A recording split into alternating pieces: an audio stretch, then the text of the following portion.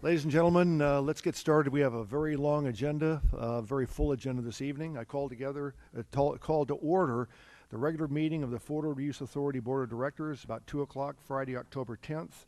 I would ask Councilmember Dave Brown if he would do the honor of leading us in the Pledge of Allegiance. Please join me in the Pledge of Allegiance. I pledge allegiance to the flag of the United States of America and to the republic for which it stands, one nation, under God, indivisible, with liberty and justice for all. Okay. Thanks, Dave. Okay, we'll soon be going into closed session. The topics we'll be discussing: conference with legal counsel, existing litigation, government code 54956.9 alpha 2 cases. First, Keep Forward Wild versus Florida Reefs Authority, case number M114961. Second, the City of Marina versus Florida Reefs Authority, case number M11856. Prior to going into closed session, is any member of the public wishing to address the board on any of these two items we'll be discussing in closed session? Seeing none, we are adjourning an open session. We'll be reconvening next door in closed session. We'll be back as soon as we possibly can. Thank you.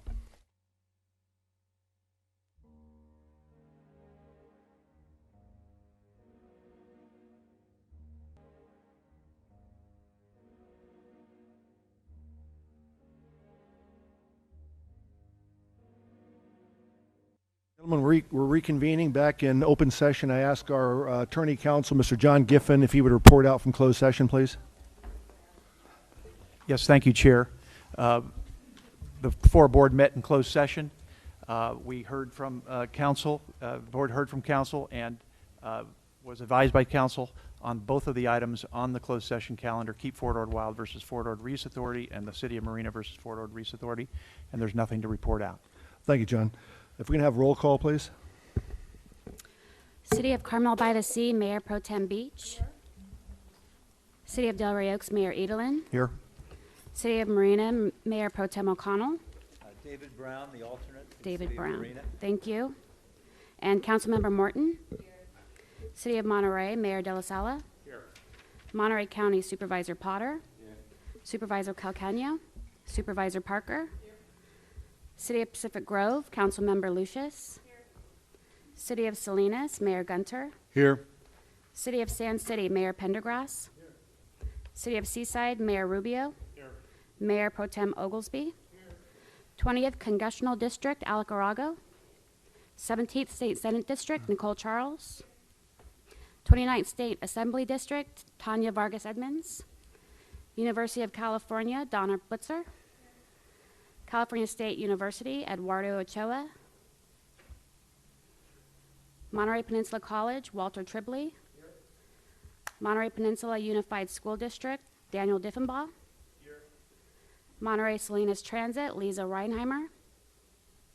Transportation Agency of Monterey County, Debbie Hale. United States Army, Colonel Fellinger. Here. Fort Ord BRAC Office, Bill Collins. Marina Coast Water District, Director Moore. Chair Edelin, you have a quorum. Thank you, Chrissy. Next, acknowledgments, announcements, correspondence. Michael? Yes, Chair, I think Nicole Charles has an announcement. I do. So Senator Monning, first of all, sorry that he couldn't attend today, but on his behalf, he asked me that I convey the gratitude that he has to the FORA board and to the FORA staff for their unwavering support of the Central Coast Veterans Cemetery. It was certainly a very collaborative process, and FORA played a very integral role in getting us to the finish line. So thank you so much. Okay. Everybody. The second item, Chair, is at the last meeting, LaVon Stone from the Fort Ord Environmental Justice Network and Mimi, her assistant, asked for a meeting to go over a number of items. We did have an opportunity to meet and go over several of those, and I see Ms. Stone is here, and she'll probably have comments later under the public comment period. And Nicole, please tell Senator Monning, he did a yeoman's work in getting the funds and getting this thing established. It really was a team effort between the veterans, between the board, and everybody else, but he was really key in that. Without his work, that cemetery would not exist. Again, thank him for us, if you would, please. Thanks. Okay, next we have on the agenda, consent agenda. Any member of the board wishing to pull any items for questions or discussion? Seeing none, anybody in the public wishing to pull any items for question or discussion? Back to the board, entertain a motion, please. So moved. Okay, we have Mayor Rubio made the motion, second from Supervisor Potter, was it? Okay. All in favor, signify by saying aye. Aye. Anybody opposed? Motion carries unanimously. Thank you very much. Next, business items. First item, pollution and legal liability insurance policy. We have Mr. Michael Hulamard, our executive officer, and our special counsel, Mr. Barry Steinberg, will be covering this.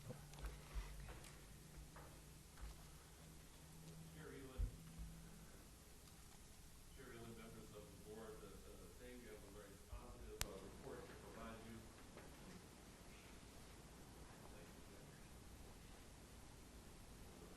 Report to give you about the status of our seeking pollution legal liability coverage for the Fort Ord Reuse Authority and the jurisdictions that are interested in participating.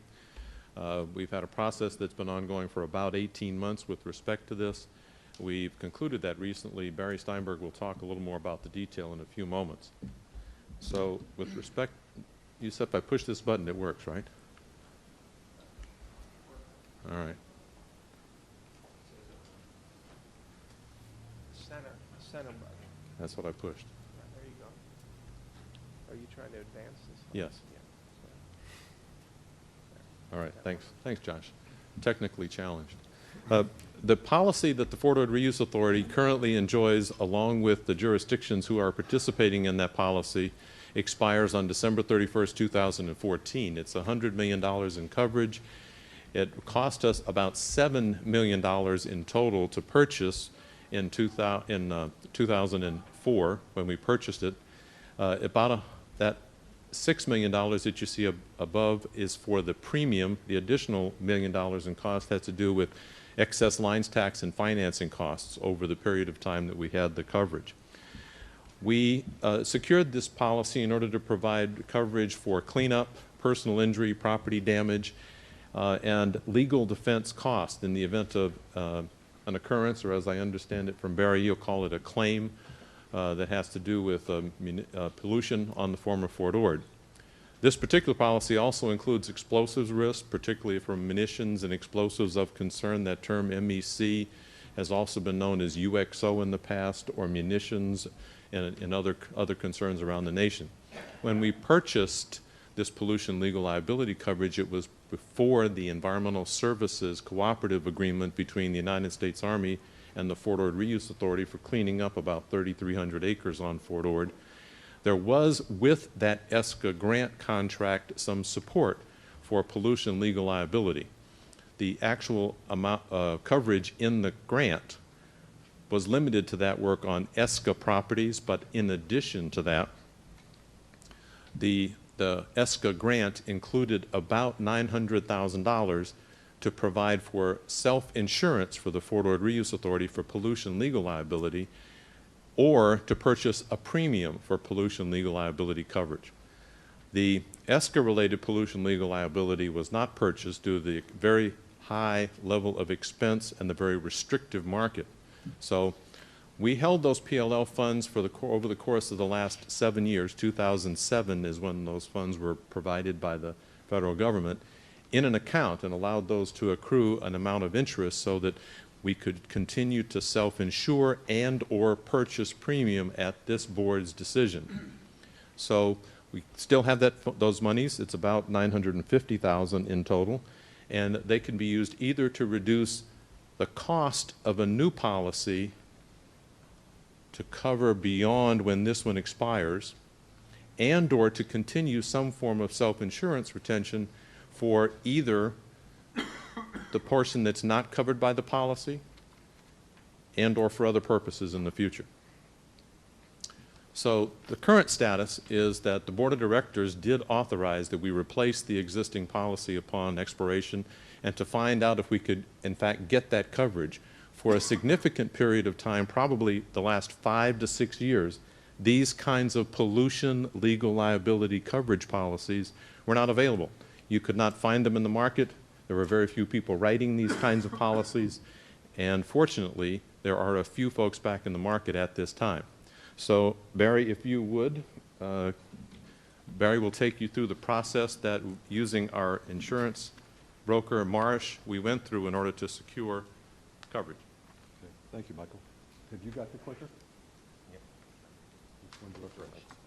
The right side. Okay, I'll forget that.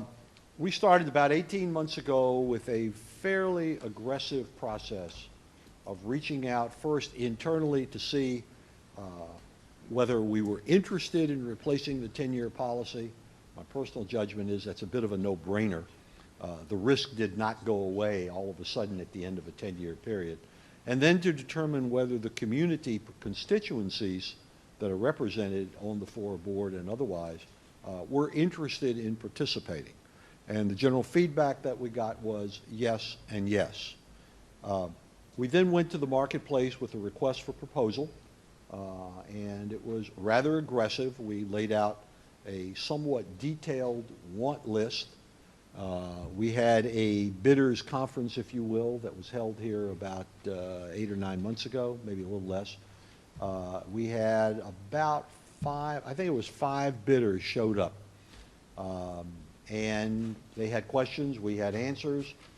The problem that they were facing was that if you go to look at the administrative record and related documents pertaining to environmental issues in Fort Ord, you're probably looking at in excess of 200,000 pages of information.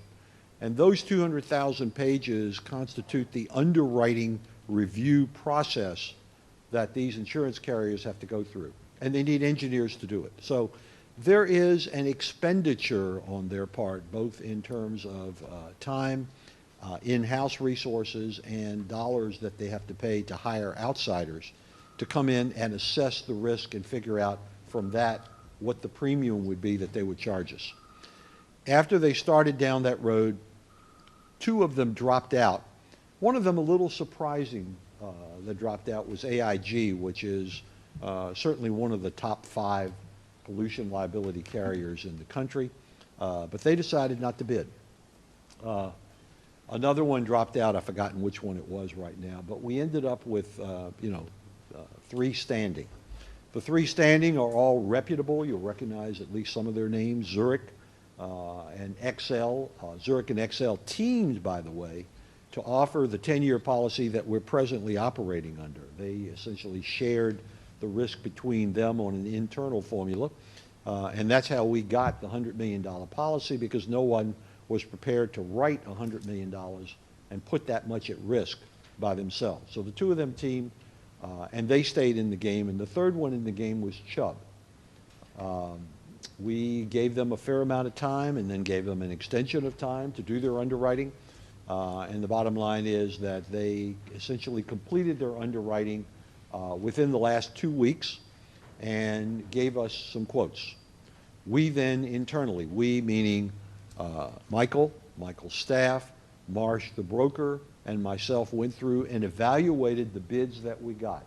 These bids are not necessarily offers to insure at that point in time for a set fee, but they're good indications of what we're likely to spend. We took a look at all 3 of them and rank ordered them.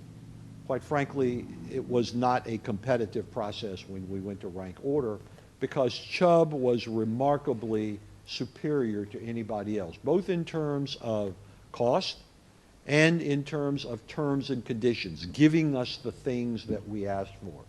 You may recall that we had some issues that I've talked to you about before involving cross-border migration, and 2 communities, each insured under the policy, going like that, saying, no, it was your fault, no, it was your fault.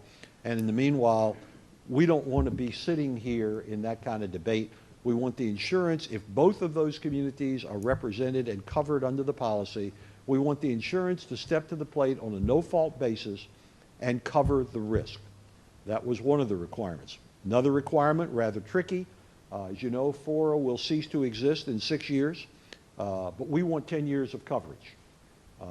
because when FORA goes away, the risk doesn't go away. The notion is that all the property will have been transferred out of FORA and into your hands by the time FORA goes away. And I think the worst situation you could be in is all of a sudden waking up one day and saying, okay, now I've got the property, FORA is gone, now I, the community, have to go out to the marketplace and replace that insurance policy. So that was an issue. We also wanted coverage, so bottom line is we have negotiated where we will get coverage beyond the 6 years, and it's for a 10-year policy. Question came up this morning, why 10? It's because the longest you can get. In the marketplace, it is almost impossible to buy pollution legal liability insurance of a duration of more than 10 years. The markets just won't buy into a risk of a greater period of time. We wanted pollution coverage, but this is a pollution legal liability policy. It only covers pollution conditions, which is a defined term. We have obtained from the carrier a definition of pollution conditions that includes munitions and explosives of concern. That, of course, is unusual. Normally, they will exclude munitions and explosives of concern. And by the way, for those of you, and I believe it's all of you, from a community perspective, that participate in either pool coverage or you have your own comprehensive general liability policy, and I've read the pool coverage that I think all of you participate in,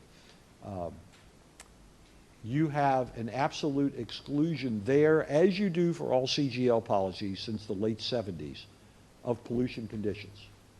If you have CGL and you think you're fat and happy with pollution condition coverage, go back and read your policy. You're not. You do not. It is a specific exclusion. So if you want pollution coverage, you have to buy this separate policy that we're talking about.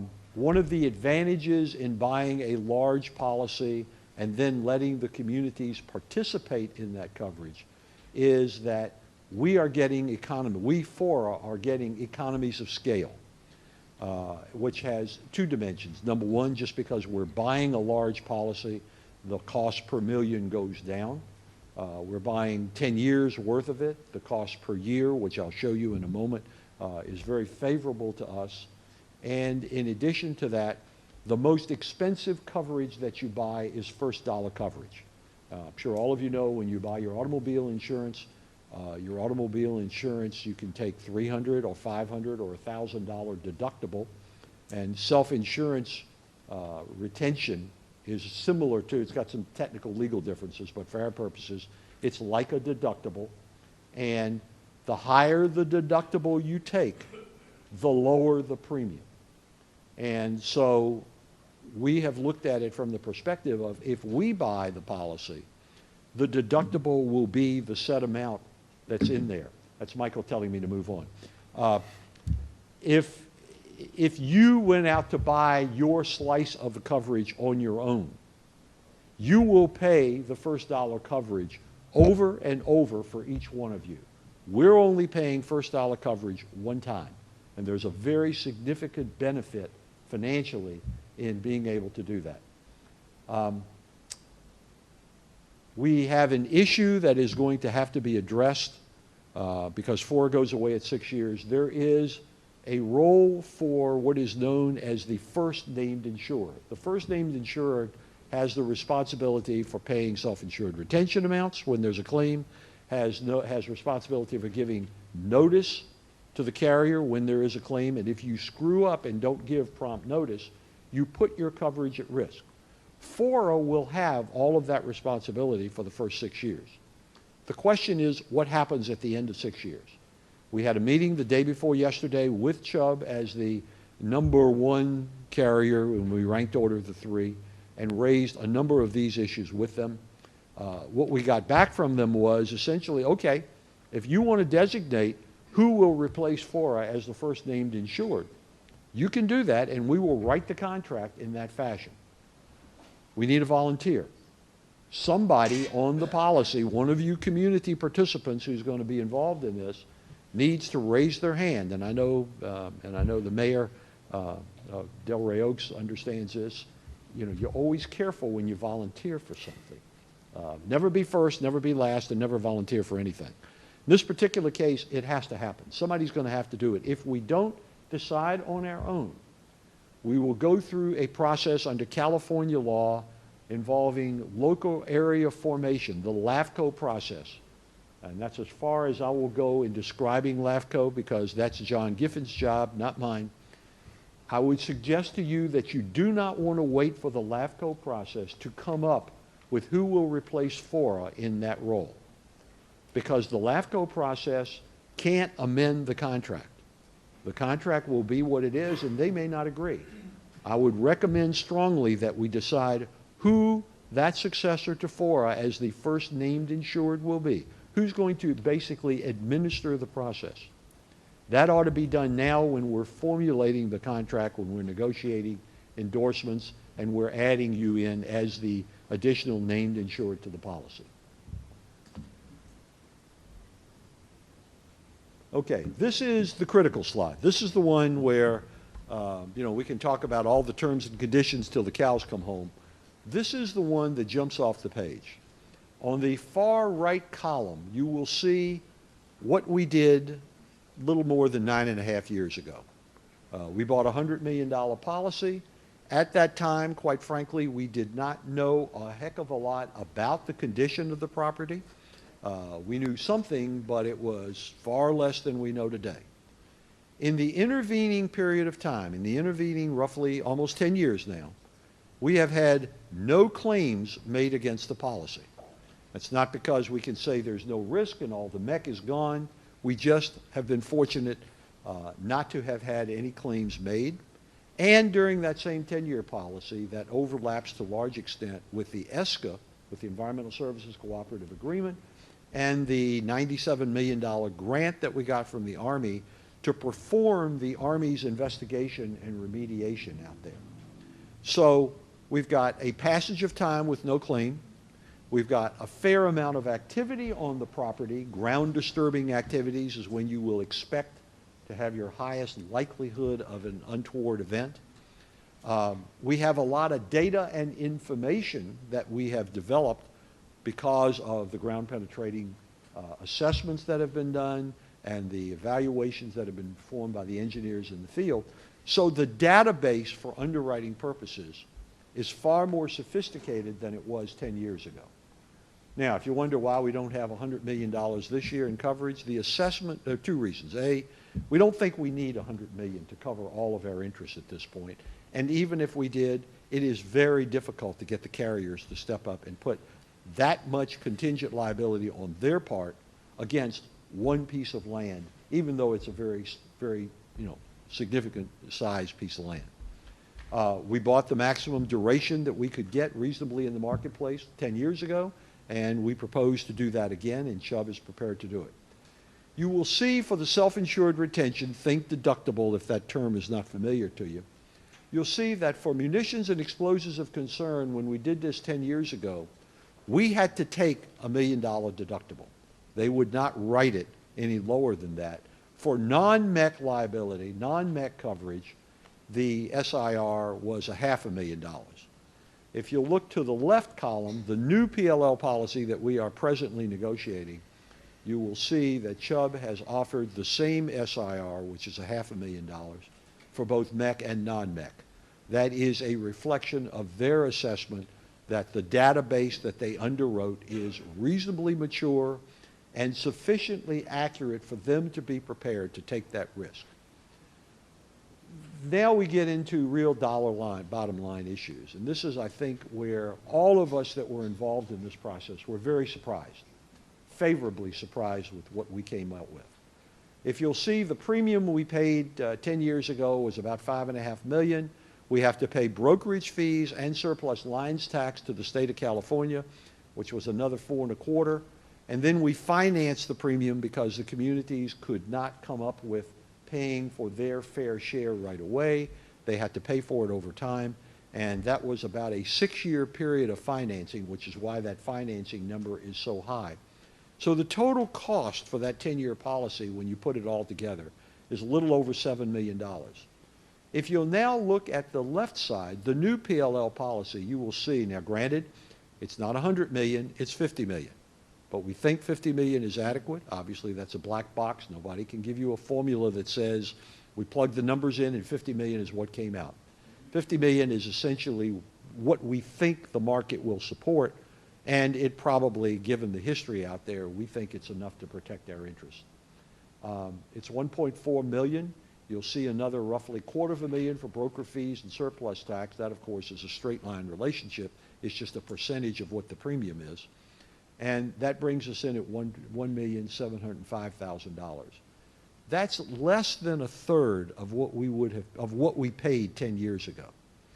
Now, Michael mentioned in his portion of this presentation that FORA had retained from the ESCA funds, from the Army's grant money, roughly a little more than $900,000. Ivana, where are you? 913,000? 916, I apologize for that error. We retained roughly $916,000 that we could have spent for PLL coverage about 7 years ago, but that was a very unfavorable market opportunity. We would not have gotten very much for that money had we spent it. We went back to the Army and said, this looks like a stupid investment on our part. Would you allow us to retain these funds for self-insurance, meaning if we get a hit, we pay it out of pocket. We couldn't leverage it without the insurance, but it looked like the smart way to go. And hindsight being absolutely brilliant, it was the smart way to go because we've still got those funds.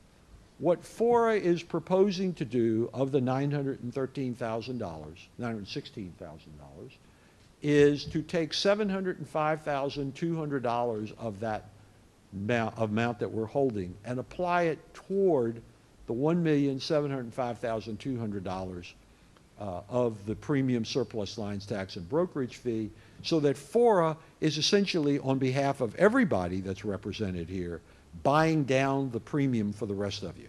Now, if you wonder how I came up with $705,200, it's because I don't want to be mathematically impaired, and I can work with the even number of $1 million very easily. And when I then take $1 million that we would then divide up amongst all of us, depending on how much of the coverage we take, the premium becomes $20,000 per $1 million of coverage for 10 years, which means $2,000 per $1 million of coverage per year. Now, if the mayor and your board chairman were considerably younger and he were driving his Porsche and required to buy insurance on it, I think I could say that if he were single and under the age of 25, his premium on automobile insurance would be more than $2,000 a year. The bottom line is that is an extraordinarily favorable cost of insurance, far less than any of us could have imagined, but we went through a highly competitive process and we were able, America being what it is and a lot of entrepreneurs that are in the competition world, that's what we came back with. And so what we are looking at now is to say to the constituents that are going to be land-holding elements out there, we've got a potential to buy $50 million worth of coverage. We know what the cost per million is going to be for us. How much of this would you like to buy as an additional named insured? And how much of it would you then like to sell off to your developers if your developers are interested in doing that? If the developers went to the marketplace to buy the same kind of insurance, just like if you went out to do it individually, you would pay a lot more than $20,000 for a 10-year, $1 million policy with those deductibles, including coverage for all pollution conditions and munitions and explosives of concern. So that's where we are in the process as of the day before yesterday. There are a lot of endorsements to be negotiated. We've discussed them in principle with the carrier the day before yesterday, and we got no pushback on any of the issues that we put on the table. Obviously, the devil's in the details, and there's contract language to be negotiated. This policy will probably have 20 to 25 endorsements to it to tailor it to the precise things that we are most interested in to cover that. The current policy that you have expires on 31 December 2014. Obviously, we need to bind coverage before then. The premium bid that we have, what we have from Chubb right now, is good for 30 days from the day that they issued it. They issued it on the 29th of September.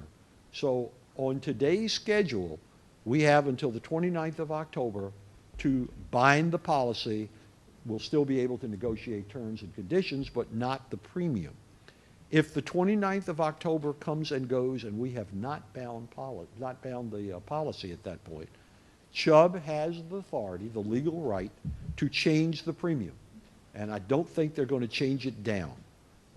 They would be able to raise it at that point because we did not meet the deadline for when their offer remained open under traditional contract terms. And so what we are recommending to you is that you authorize the executive officer, with the advice and counsel of his Marsh brokers, who have appeared before you in the past and are still very much involved, and they were here for the negotiations day before yesterday, with advice of the broker and myself, to bind coverage, but subject to certain conditions. He can deal with the policy terms and conditions.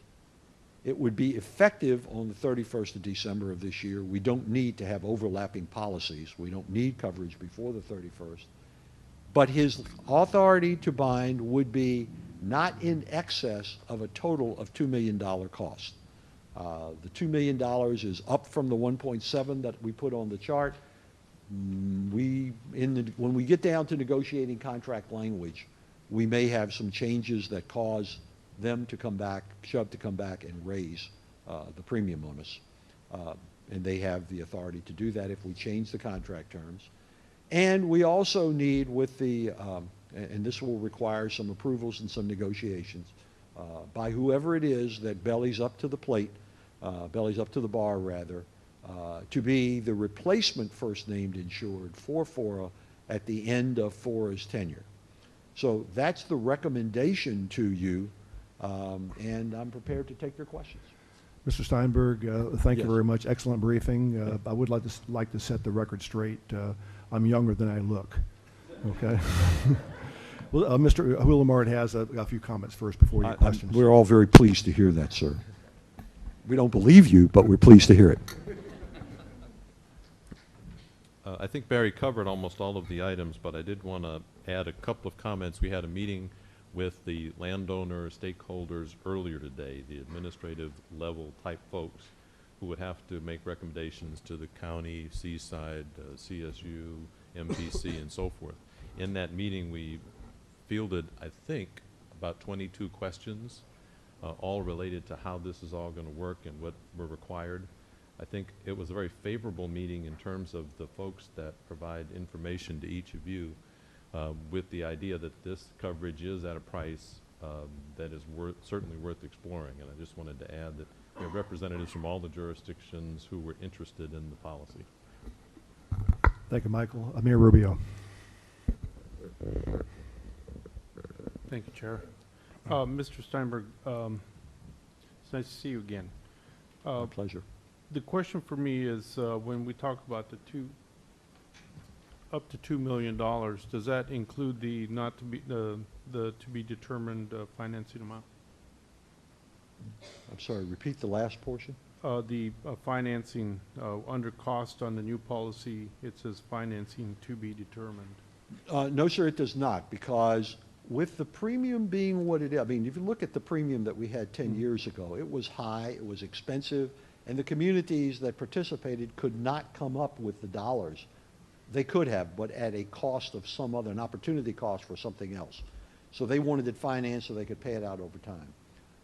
What I expect, although I don't know this, is that because the premium is so much lower this time than it was then, that if we have to finance, if the communities can't come up with it, that they would be able to pay it off in a much quicker period of time, and therefore the financing charge would not be as great. So the to be determined, that's an outside figure right now, and until we know who's participating, how much of the coverage they want to buy, and what their ability is to pay for it right away versus over time, we can't calculate. But so there's no way that we could bind Michael to $2 million, including elements that we can't possibly identify right now. Right, thank you. Other questions by board members? Yes, Tom. So a couple of questions. Let's suppose, just hypothetically speaking, that Delray Oaks wants $50 million worth of coverage because they're near the impact areas. And let's suppose Seaside also wants $50 million worth of coverage. So they both have to pay $1.7 million? They can't both have 50. The amount on the table is 50 to be divided up. Now, if we are oversubscribed, if all of you come together and say, we need collectively $87 million worth of coverage, okay? We have some options at that point. I think it's pretty clear Chubb is not going to put any more limits on the table. We have another carrier sort of waiting in the wings called AWACS, reputable company. They have said, we will provide excess coverage over and above whatever you buy. I don't think they will put more than $25 million, and I do not know what they will charge for that. I don't think it'll be exorbitant. It might be at rates similar to this, because the farther you get out from that first dollar of coverage, the cost should go down because the risk is down. The highest risk is when you have that $2 million claim, not when you've had $60 million that you've already had in claims and now you've got another two. That's a farther out likelihood. So if we run into a situation where we're oversubscribed, we can go back into that marketplace of AWACS, which is the only player that's indicated they're willing to do that, and we'll have to negotiate with them. Right now, I don't know that we're going to get oversubscribed. I mean, obviously, from the feedback that I heard this morning, I mean, everybody's got to go back to their council, back to their leadership, and present that on the table. And then there's a cost-benefit analysis, and what's the risk, and do we want to buy this? And every one of you is different. Every one of you has a different financial circumstance. So I think we could go over the 50 if we had to, but if we can't, this may come back to the board. I'm not the referee to decide, well, you get 12 and you get 38, okay? That's not the way it's going to have to work. The board is going to have to make those kinds of decisions when they see whether we're oversubscribed. And if the total is undersubscribed, will that in any We will buy way? less. But will that in any way affect the premiums? Should not.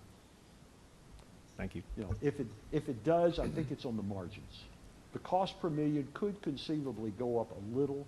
I don't think it's going to be a significant difference. It's not even going to touch what we paid 10 years ago. Councilmember Lucius. Thank you.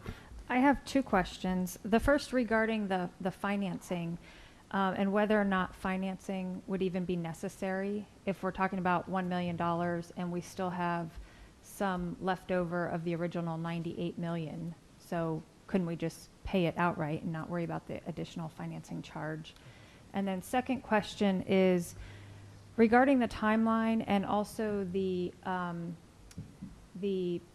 city or agency that would be the signatory to take on the policy from 2020 to what, 2014 or 2024? Yeah, 2020 to 2024.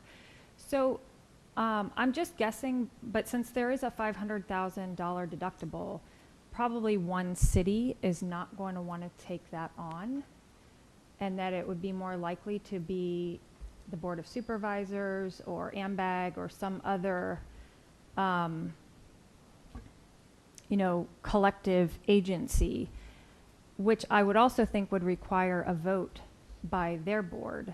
So I guess I need a little bit more information about what that would look like and how that also impacts the October 29th timeframe.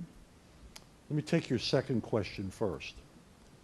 This policy was negotiated and will be purchased for the benefit primarily and almost exclusively of the land holding entities that have the risk by virtue of being property owners.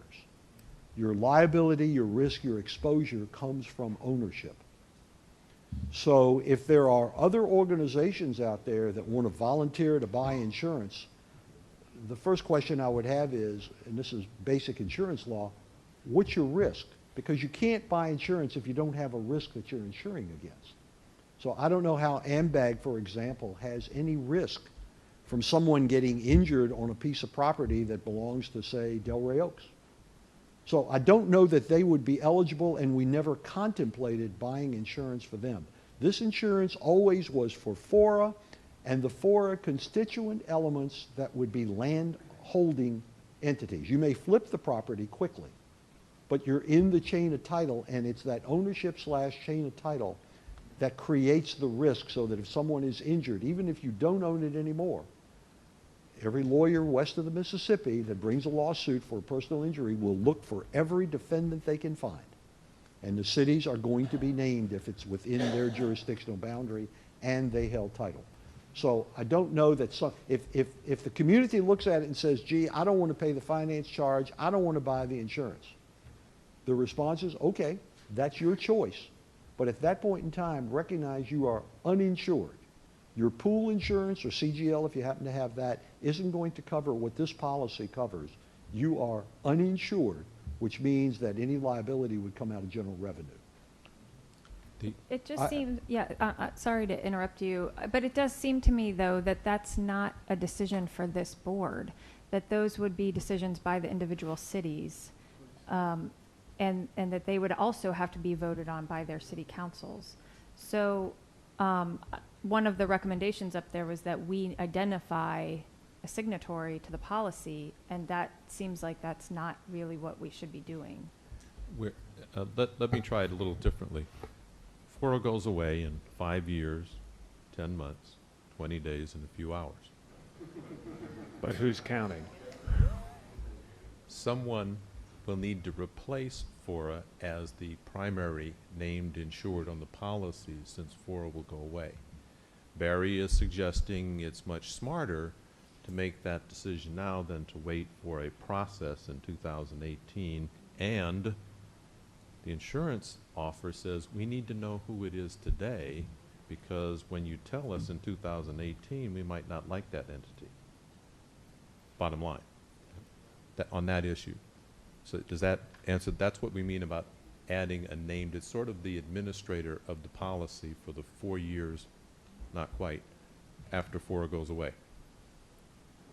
I just don't understand how we have the authority to obligate someone else Let me try this one, Michael. Well, they would have to make that decision. Okay. You're absolutely correct. We are making, what I am suggesting is that the FORA board make the communities eligible to participate, but they may choose not to. That's their decision. What I asked for this morning in the meeting was, please, I understand you've got to take it before your council and your elected officials and your managers and all that.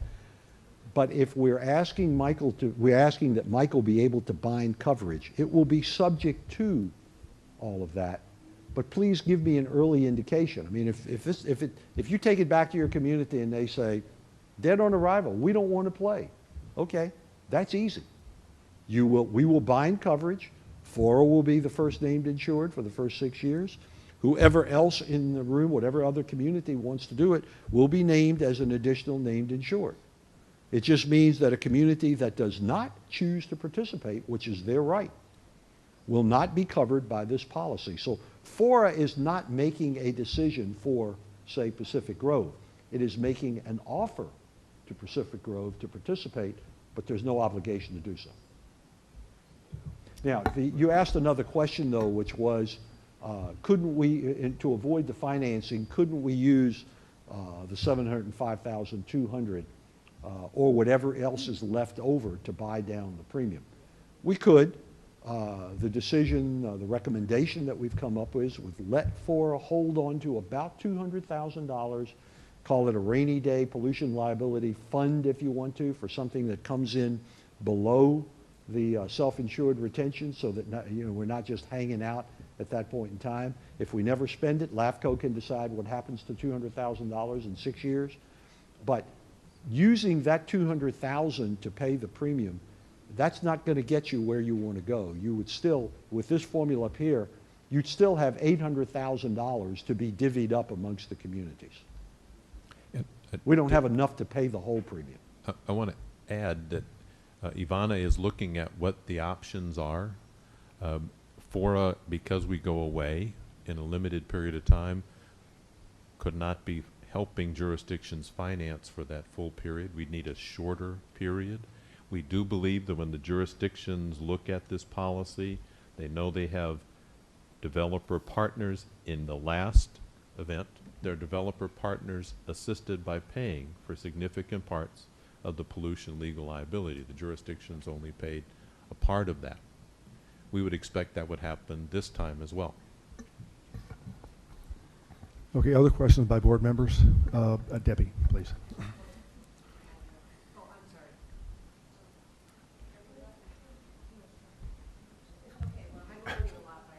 Yeah, I'm just trying to find out. So we get that we cannot decide who's going to step up to the plate. I obviously am in the city of Marina, and this will come before our city council, but who are the jurisdictions that will be participating? That's my question. That who's invited to participate and can have the option of participating? What are those jurisdictions? Okay, all the land-holding jurisdictions have the option. The County of Monterey, City of Monterey, Seaside, Delray Oaks, Marina. Who'd I leave out from the municipalities? Okay, then you've got the Water District, I think, That's is a what I'm looking participant. for, is the other one. Is CSUMBC going to participate? Do we know? Okay, they would have the potential. There's a total of 10, so I've left 3 out, and I've forgotten who the other 3 are. Okay. Yeah, so they would be the eligible ones. I would suggest to you, it ought to be one that is otherwise involved in insurance matters so that it doesn't fall through the cracks. Failure to timely report a claim can jeopardize coverage. So it needs to be somebody that's focused on insurance issues and understands them. So the BLM is not included in this? They're self-insured? No, BLM, their property is not covered. They are not a participant. And quite frankly, if they were, I suspect that the carrier would have walked. So would Marina. Okay, Director Hale. So, I think what our agency will be looking for is an estimated cost that it would be for us. And my question was, is that something that FORA is going to pull together, is how this would be divided out, or at least a proposal, because that would allow us to determine whether it's an amount we could pay right away, and then you would know what your financing costs were. It would allow us to be able to say that that's not very much, we can handle it, or we need more time. I can tell you where we are today. Your cost Okay. is $20,000 per $1 million of coverage.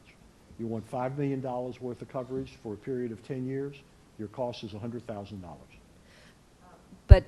But given that there are so many jurisdictions and only 50 million to go around, is there going to be a proposal as to how that might be divided out based on, say, amount of land or location of land or something to that effect? We have not gotten there.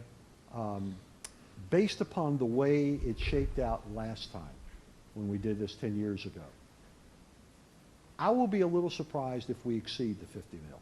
Could happen, but if we do, then we go back to what I talked about before, where we look to excess coverage. If excess plus the 50 mil doesn't give everybody what they've asked for, we'll be back here in front of the FORA board, and the FORA board's, going to exercise the wisdom of Solomon and start cutting some babies in half, because not everybody can get what they want, and that's why they get paid the big bucks to sit up there. And just a follow-up, the cost per episode, is that what the 1 million represents? It No. represents the total coverage? That's your total coverage. You could have 15 claims. Okay. Okay, each claim will have a deductible, an SIR of you will pay the first $500,000 of exposure for each and every claim. For each and every claim, you will then, let's say you buy $5 million worth of coverage, okay? So the first claim is $2 million, you pay the first $500,000, the insurance policy pays another $1.5 million. The second claim is $4 million. The insurance policy will pay the next, you'll pay the first $500,000. The insurance policy will pay the next $3 million, because they are only on the hook for a total 5 million. I think I did the math right. Over $5 million, you're on your own. Yes, Supervisor Parker. Thank you, Mr. Chair. I have a couple of process questions, but while we're on this particular one, so the $50 million worth of coverage that's for the full 10 years, or that's per year? Full 10. Full 10. So that's basically Limits do not reinstitute annually. They are depleted as claims are paid over the course of the 10 years. Right. Right. That's what I thought. It just starts to sound like a small amount of money once you start dividing it out among 10 potential jurisdictions and over a period of 10 years. Then I have a couple process questions. One is, normally when we're asked to start to favor one bidder over others, we get to see what their proposals were, and so that we have a sense for why you're choosing one over the others. Obviously, you followed a process. Is there a reason why there isn't that information in our packet today? Absolutely none. I will tell you that of the other two that submitted the bids that we had, Zurich only bid, we asked for 25 million, Zurich only responded with a bid for 25, excuse me, we asked for 50. Zurich only responded for 25 million. So technically speaking, I could say that's non-responsive in bidders' contract terms. XL bid $2.5 million premium for the first 25 and $2.5 million for the next 25. So we had, for comparable to what Chubb is offering at 1.442, XL wanted to charge us $5 million, 3 times as much as what Chubb put on the table. Now, if you would like to read, if anybody here would like to read about 40 or 50 pages of insurance language and bids and offers and all that, there's absolutely no reason why you can't see them, and there was no effort to withhold them. But the dollar difference on these premiums is stark. Thank you. I appreciate that. All I'm saying is that normally at this stage in a decision-making process, we don't have to read through the 30 or 40 pages of whatever the bidding process was. We get a summary so that it's in writing. I have no doubt that you followed a good process. It's just that as a decision maker, usually I'm accustomed to having a little more information, just the written backup of exactly what you said. So FORA has that information, and there is no reason we would not provide it to you if you want it. Thank you. Supervisor, if I could add just a comment. When we prepared this board report and scheduled this item, we had not yet met with Chubb. There were some items that both our broker and our special counsel advised us about not wanting to interfere with what was an ongoing competitive negotiation with price and terms. And it wasn't until Wednesday afternoon at 4:45 that we actually knew we had this really good news. So I apologize but it's available to anybody that'd like to review. Thank you. And then I have a question also about, so I understand that, I guess I'm wondering, what is the meaning of binding the coverage and versus the action that the board, is the board going to take an action in November that essentially ratifies the terms and conditions that you all have negotiated then with the preferred provider, but you have to kind of start doing those negotiations and say, yes, we're interested in you by the end of this month? I guess is that semi-accurate? The request that we've made of the board, the recommendation to you is that you authorize the executive director to take the action. It's not a requirement that he do so, and quite frankly, if Chubb turns south and doesn't give us some benefit that we thought we had and that we want, we could be back here on the 14th of November to you basically saying, look, we thought we had it in the bag, but when we got down to the nitty-gritty, it didn't happen. And so then we would be back to the board asking the board to make that decision. We have also, as I indicated, rank ordered the 3 carriers that were somewhat responsive.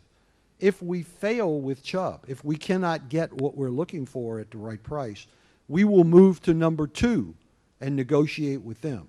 So The reason for this is that we have an offer on the table right now which will expire on the 29th of October. We may be able to get it extended, we may not.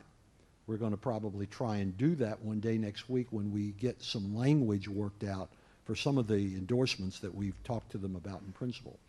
I think it will play out based on the very favorable meeting we had the day before yesterday. We would like to lock in the price that we've got with relative assurance that we've got all the other moving parts the way we want them, but it's not in the bag quite yet. So we could conceivably be back in front of you on the 14th apologizing for wasting your time today because we were not able to come to closure. If we can, like I say, it's Michael with the recommendations and advice from his broker and from me, and there's a cap. If it goes over to, if they raise the price on us because of endorsements that we've asked for, and it goes over $2 million, we've got to come back to the board. So it may be back to the board for information. It may be back to the board for decision. It may be back to the board saying, hey, we need more time. We can't get it done in time. But if we can lock it down quickly, we think we should. Thank you. And one last question, and that just is, I see that October 29th is a date that we're aiming for. How does that intersect with the need for the various jurisdictions to specify whether they want to participate and at what level? Does that have to happen before the 29th, or does that have to happen just before the end of the year? What we asked for this morning, because they expressed the very same concern that you're intimating, what we asked for was before the 29th of October, get back to us and tell us what you're thinking about. Give us an idea. Are you going to play or you're not going to play? Are you looking for $2 million or $20 million worth of coverage? Just so that we can start to see what the lay of the land is. We've asked them to give us an approval, a final decision from them with their approvals from their elected officials before the 14th of November. And I apologize for the relatively short period of time to make this come together. The underwriting process, which has worked very much to our advantage, took the insurance industry players a lot longer than we anticipated. But it's a couple 100,000 pages. We know, for example, because Chubb told us, their engineer produced a 400-page underwriting report, taking 200,000 pages and got it to 400, but they still have to review all of that stuff. So, you know, it would have been nice if we had been here 60 days earlier, but quite frankly, even though we started 18 months ago, we couldn't get here any quicker. And as a follow-up to that question, this question, but is it true that by the 29th of October you do need to have a jurisdiction step up to say that we will be the future insured, or whatever it is? What we need is the pulse. We need to know where they think they are, but by the 14th of November, we need to know where they are. Right, but so you don't need the future insured, when FORA goes away, that entity to be designated by the 29th?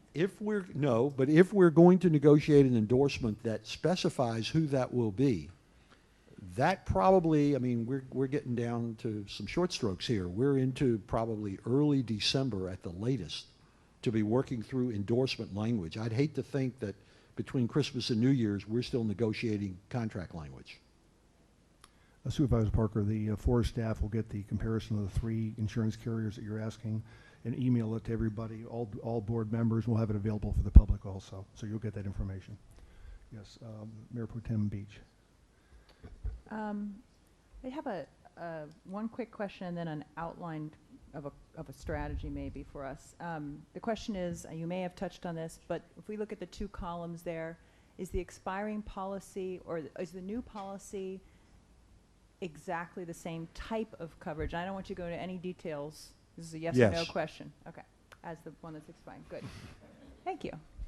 The second comment is a sort of an outline of how we might, and you tell me, it is kind of a question. You just tell me if this sounds reasonable. So if this body today said, thank you for the good work and the good news and the nice explanations, we would like to give the authority to Michael to continue on. First of all, I want to know, is there a cost for the binding? This reminds me, of course, of the process of, locking in a rate for a refi for your house or something. is there a cost for doing that? No. Okay. Can we then simply make a can we say we'd like to authorize Michael to go forward? We'd like to make a recommendation of the body that we think should take on the coordinating role between 2020 and 2024. And I think maybe some of us are thinking maybe, sorry, Jane. The county. It would be one of the, of course, but we would make a recommendation that, if this body now wants to vote on this, that it should be maybe not a single city, but a larger jurisdiction like the county, and that we want to offer this to all the participants that you say are eligible, but if it turns out that only a handful or a couple then we might decide that FORA would like to take the coverage anyway. That would be something to discuss. And then leave it at that and wait to see what happens, see if the county is willing to take it up, see if there are some backup options that jurisdictions feel they might offer, and then see what happens in November to ratify that and give these folks the chance to go ahead and take it back, in the county's case, to the county. And in other words, you said pulse.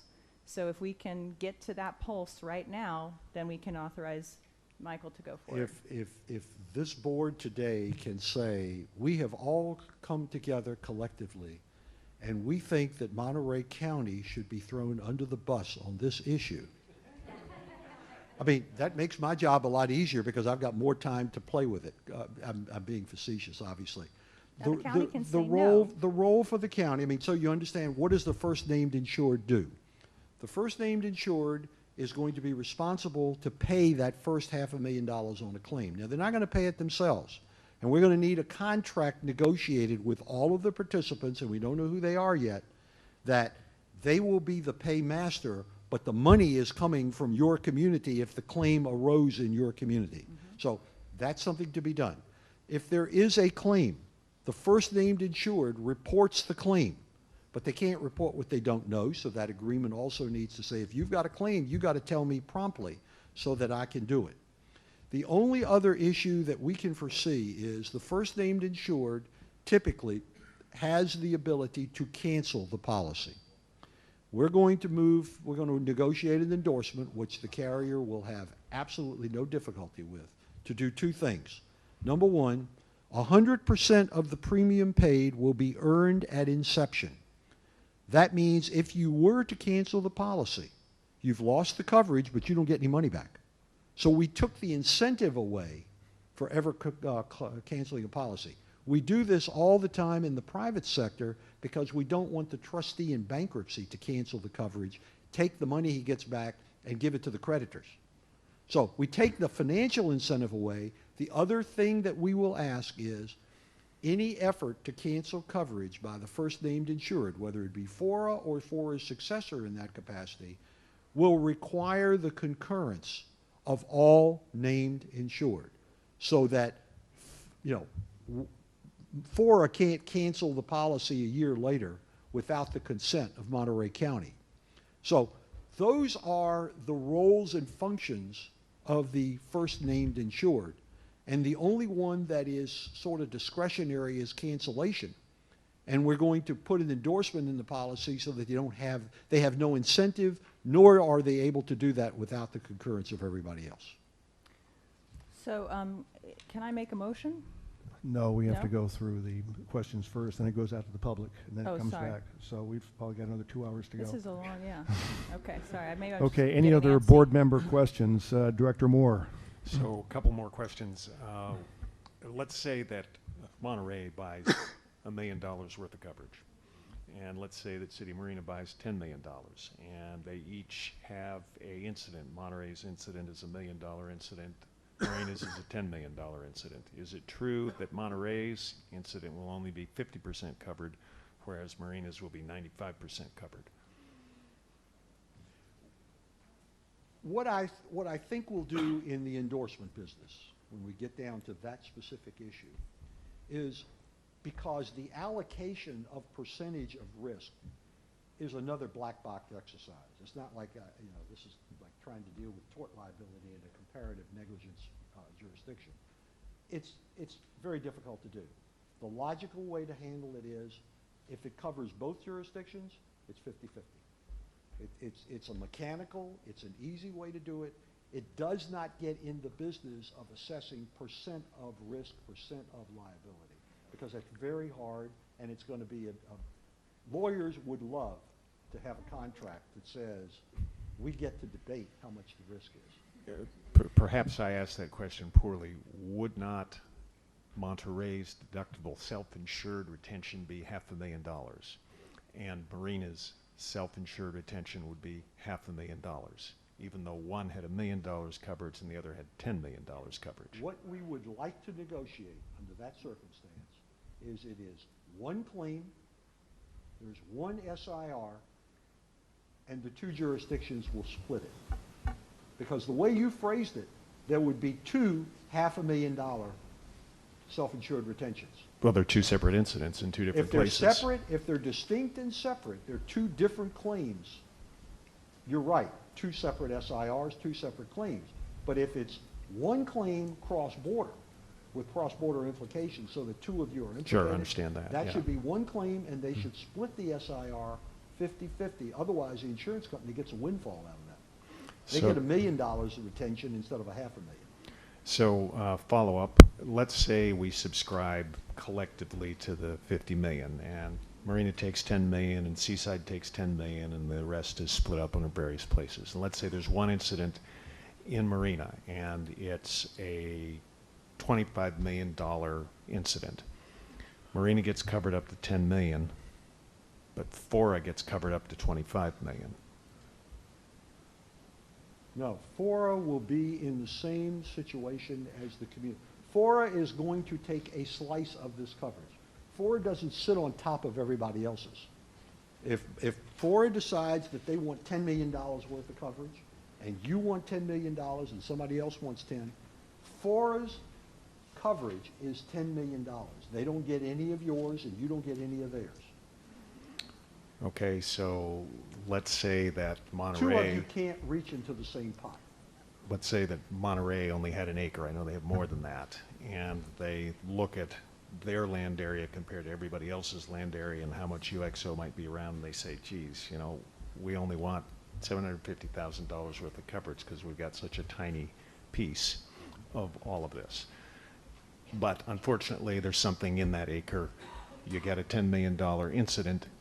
Now FORA and Monterey are out 10 million minus the $500,000 deductible minus the difference between their coverage of 750,000 and 10 million.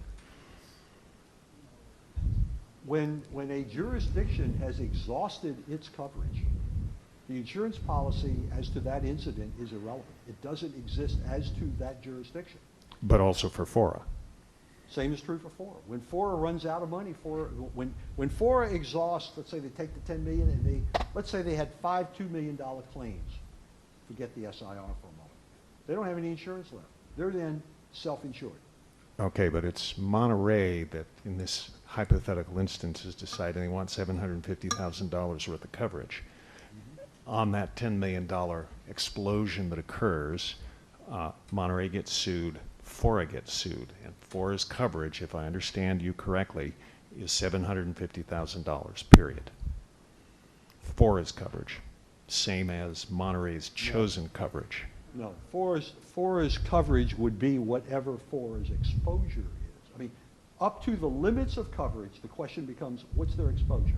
What's their liability for what this is? Let's say it's a school bus blows up, worst case analysis you ever come up with. Can you talk into the mic, please? Yeah. If you have a catastrophic personal injury situation because somebody hit something and it was a result of a pollution condition for which we are liable, okay? There, the insurance steps in a no-fault capacity. They don't really care whose fault it is. We will contractually, with your approval, and you'll see all this, we'll contractually come up with that allocation responsibility issue. Now, if it's inadequate to satisfy the third party and their family that got injured, they can go to court. And the court will allocate risk and responsibility in a way that an insurance policy does not. So we can come up contractually amongst ourselves and allocate it out the way we want it to go, and it would involve the issue that you raised of what happens when the insurance is exhausted. Well, we could do it a couple ways. We could say, we'll use this formula for the incident regardless of the insurance, or we could say, more likely, we will use this formula for allocation of insurance payments. Whose pot does it come out of? And it is silent beyond that. And then you're in court trying to allocate between the two of you. I would suggest that the endorsement process where we allocate between the parties not go beyond the insurance issue. That's in the too hard box. I mean, that's one for John to play with, but I just can't see us anticipatorily allocating risk and responsibility not related to an insurance policy. We're getting into a lot of esoteric questions now. If a board member has a question that will bear upon whether they can vote or not vote on the recommended motion, fine. But if there are a lot of esoteric questions about what ifs and what ifs in the thinking of the time that it's taking thus far, Mr. Steinberg will be around. We can talk to him afterwards one-on-one and get all these additional questions answered. Okay. Any other board members have any questions? Yes, Mayor Rubio. Yeah, it's a question, comment kind of thing. You know, I know the board has to authorize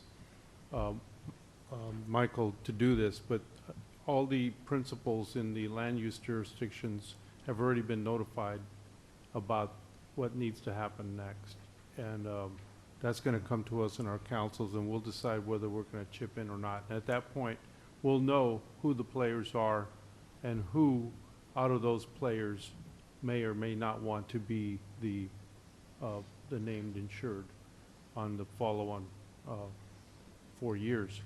I would really not want to see this board pick that person, because it's really not the board's job to do that. We will, you know, we'll self-determine that by jurisdiction or through some meeting process, negotiation or whatever. But I would hope that, you know, the board respect the land use jurisdictions and the other affected agencies that have skin in this game to let us work that out. Thank you, Ralph. Let's go out to the public right now. Any member of the public have any questions of Mr. Steinberg with regard to this? Yes, ma'am.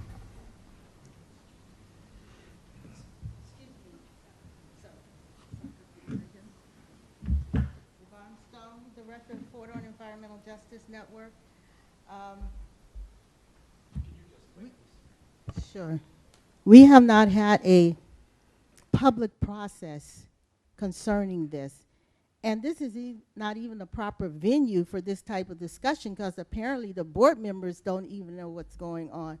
And to have this type of conversation when we don't know what's going on, we will need to have this information about the insurance companies. We would need to go through a process that is going to be understandable to the communities. The communities is not just the city council members and not just the FORA board meeting members. We are the community that will end up in a situation that we don't understand. There have already been cases that should have gone through a legal process concerning insurance. If the property, we're talking about tenants and people who may be impacted by what is going on in Fort Ord, and we have had numerous cases. Preston Park is supposed to be sold or whatever. If the property is foreclosed, then it would be a free-for-all.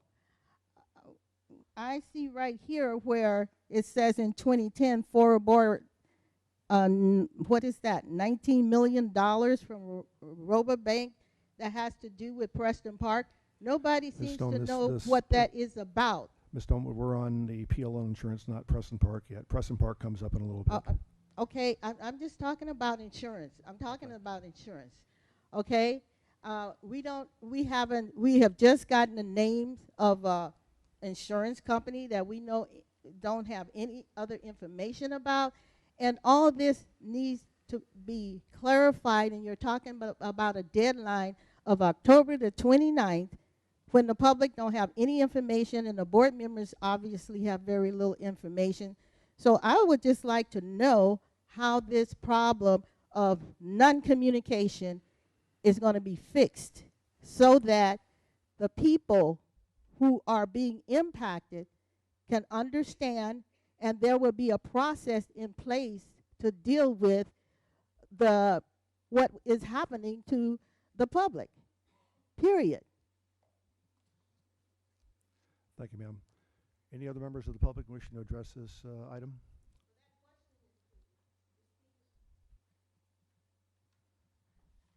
Well, first of all, let's see if there's anybody else who can answer all the questions. Any other members of the public wishing to address this issue? If not, Mr. Steinberg. It's been a long time since I've been asked to comment on how Athenian democracy actually works. But we happen to be a republic and a representative government. And there are people here who were elected to represent. My understanding and my dealing with you over the years is that you do it ably. I do not think that the insurance opportunity is an opportunity to revert back to a referendum or a public dialogue with everybody in the community getting a vote. I think that there is an abundance of information, including 200,000 pages of underwriting information that's out there, which is, by the way, available to the public anytime they want it. If there is a desire to review the insurance policies that we reviewed to come to where we are, I'm sure that we can make that available to any member of the public. But I would suggest that we would never have gotten to where we are in terms of the reuse and the cleanup of Fort Ord had everything turned on some public debate of every nuance and every issue that might be placed before them. Thank you, Mr. Steinberg. Mr. Ullmer. Yes, in response to the question, about providing public input for this process, I just want to be clear. In 2012, we provided the board with a full report on all of its insurance coverages as a part of the ESCA process on a regular basis. We report on the funding under the ESCA, including the portion of it that's related to PLL. With respect to this extension, 18 months ago, we came before the board and provided a chart for what it would take to undertake this process. There were a number of public comments with respect to that. In January of this year, we provided an outline that said that by this time this year, actually we said September, we would be bringing a report back to you and letting you know what our progress was after the board authorized us to proceed. The actual policies are available for anyone. That was a question that came up as a consequence of our Keep Fort Ord Wild folks asked for those policies. We provided those publicly, and we offer them to anyone that would like to come and review them. So for the record, they are available, and I offered to meet with Ms. Stone on other items when she came last meeting, and if she'd like to come to the office, I'll be happy to meet with her on this item as well. And the board packet and the briefing today is part of the public process and public overview process. Okay, back to the board. Seeing any other members of the public asking a second time? Okay, public comment period's closed. Back to the board. I believe Mayor Pro Tem Beach has a motion. Thank you, thank you, thank you. I'd like to move to authorize the executive officer to select the policy provider and bind coverage on the joint/coordinated concurrence of FORA special counsel / insurance broker. I'm just reading from this. I do have a comment. Not to exceed $2 million, right? Okay, not Right. to exceed $2 million. Okay, and we have a second with Supervisor Potter and comment on the motion. Yeah, my comment is, I think I appreciate how last minute this was, 4:45 on Wednesday. And I think that what's lucky is that this binding period is costless. And I would hope that with the staff and the gentleman who's consulting with us, we could clarify some of these questions between now and the time when it really is the final vote. And perhaps even including some information about how we got through the pink PLL policy that's expiring in terms of these questions of jurisdictional divisions. And also, of course, we should probably do that a little bit ahead of that meeting so that folks like Jane and others can go ahead and start thinking on that and seeing if that feels right to them from, following a similar process or suggesting differences so that when we get to November, we really can make a decision. So that's my comment. Supervisor Parker's always thinking though, right? Okay, any discussion on the motion? I got a question. Yes. I guess Mayor quick couple Pro Tem comments. Oglesby. I think the division of the policy and all that was because FORA owned all this land. So it was responsible for all of it. So now we're dividing up this land. And this is, this is not that complicated. It really isn't. It really isn't. And we're just trying to find insurance for the piece of land that you own. So each one of your entities have to go back and get your insurance provider and your risk management person to figure out how much you want to insure yourself for. That's all we're talking about. So we shouldn't mislead the public about it's FORA's responsibility. Thank you very much. And for me, someone mentioned that the board doesn't know what's going on. I know exactly what's going on. And like you said, this has been an 18-month process. Right. And we have questions, and I think Supervisor Parker raised the best one, which is we should have some of this information. And if it's too big to put in a packet, then we should have a link on the website. That's my only concern. But I think the whole board understands what's going on, and we should just move forward. I would, I'm interested in seeing if the county want to step up, but each individual entity, we're asking them to take a look at it also. Right. So I just want everybody to concentrate on that because we don't know who the best entity would be. Okay. Might be the county, might be the city. So I would just ask for you guys to look at that. Thank you very much. Any other discussion on the motion? Seeing none, all in favor signify by saying aye. Aye. Anybody opposed? Motion carries unanimously. Thank you very much. Good discussion. Next, we have the Preston Park rent rate policy questions. We've been working on this since March. It seems to be our favorite topic. There have been numerous questions asked since March. Each one of the meetings has gone on for about 3.5 hours. During that time, a lot of questions were asked. I would like to thank the members of the board that have contacted FORA staff. FORA staff is always available to answer questions, specific questions, and we've had three members of the board that have been contacted over the last week and a half asking some excellent questions and getting the questions answered. So if we could do our due diligence, if you have a question or a comment, fine. Let's try and keep it to one per so we're not here. I didn't bring my sleeping bag and my pillow this evening. I'd like to get out of here before dark. So I'll turn it over to Mr. Hulamard for the explanation. Michael? Yes, Chair Edelin, the board has been looking at the budget, both operating and capital budgets for Preston Park since the spring. There have been draft budgets that have been exchanged many times since that time. And first, the board voted in July in favor of approving the budget, and then in August thought better of that and asked for this report this month that would outline in a little more detail the process by which affordable units are determined, the process by which the market rate is established, the work that we do with our colleagues at Alliance who perform the management work in order to manage the Preston Park project. Preston Park project is actually 354 units. 2 of those 354 units are used for office space and maintenance purposes. Somewhat of a community center is how one functions in a bit. There are, as you see on the board, there's a split of the units with different sizes and shapes. They have garages. Those are the descriptions up above. In fact, it ranges from the smallest units are just about 1,100 square feet. The largest are almost 1,600 square feet. There are a number of amenities that occur at the Preston Park project. They are larger than other units in terms of the bedroom size and the area. There's an eat-in kitchen. There's a great amount of storage space in each one of the units. They do have full-size washer-dryer connections and so forth in the property. There are exterior amenities that aren't found in all units like this. There are some that are improvements that have been done since FORA's owned them. There are others that were there. This was one of the last projects built by our colleagues in the United States Army before Fort Ord was closed, announced for closure in 1991. There are a number of playgrounds, basketball areas, community center. There's a significant number of parking areas in each segment of the Preston Park area. There's a community landscaping process. There's a number of community sports parks, and it is a pet-friendly complex. The rent formula that's established at Fort Ord goes all the way back to 1997.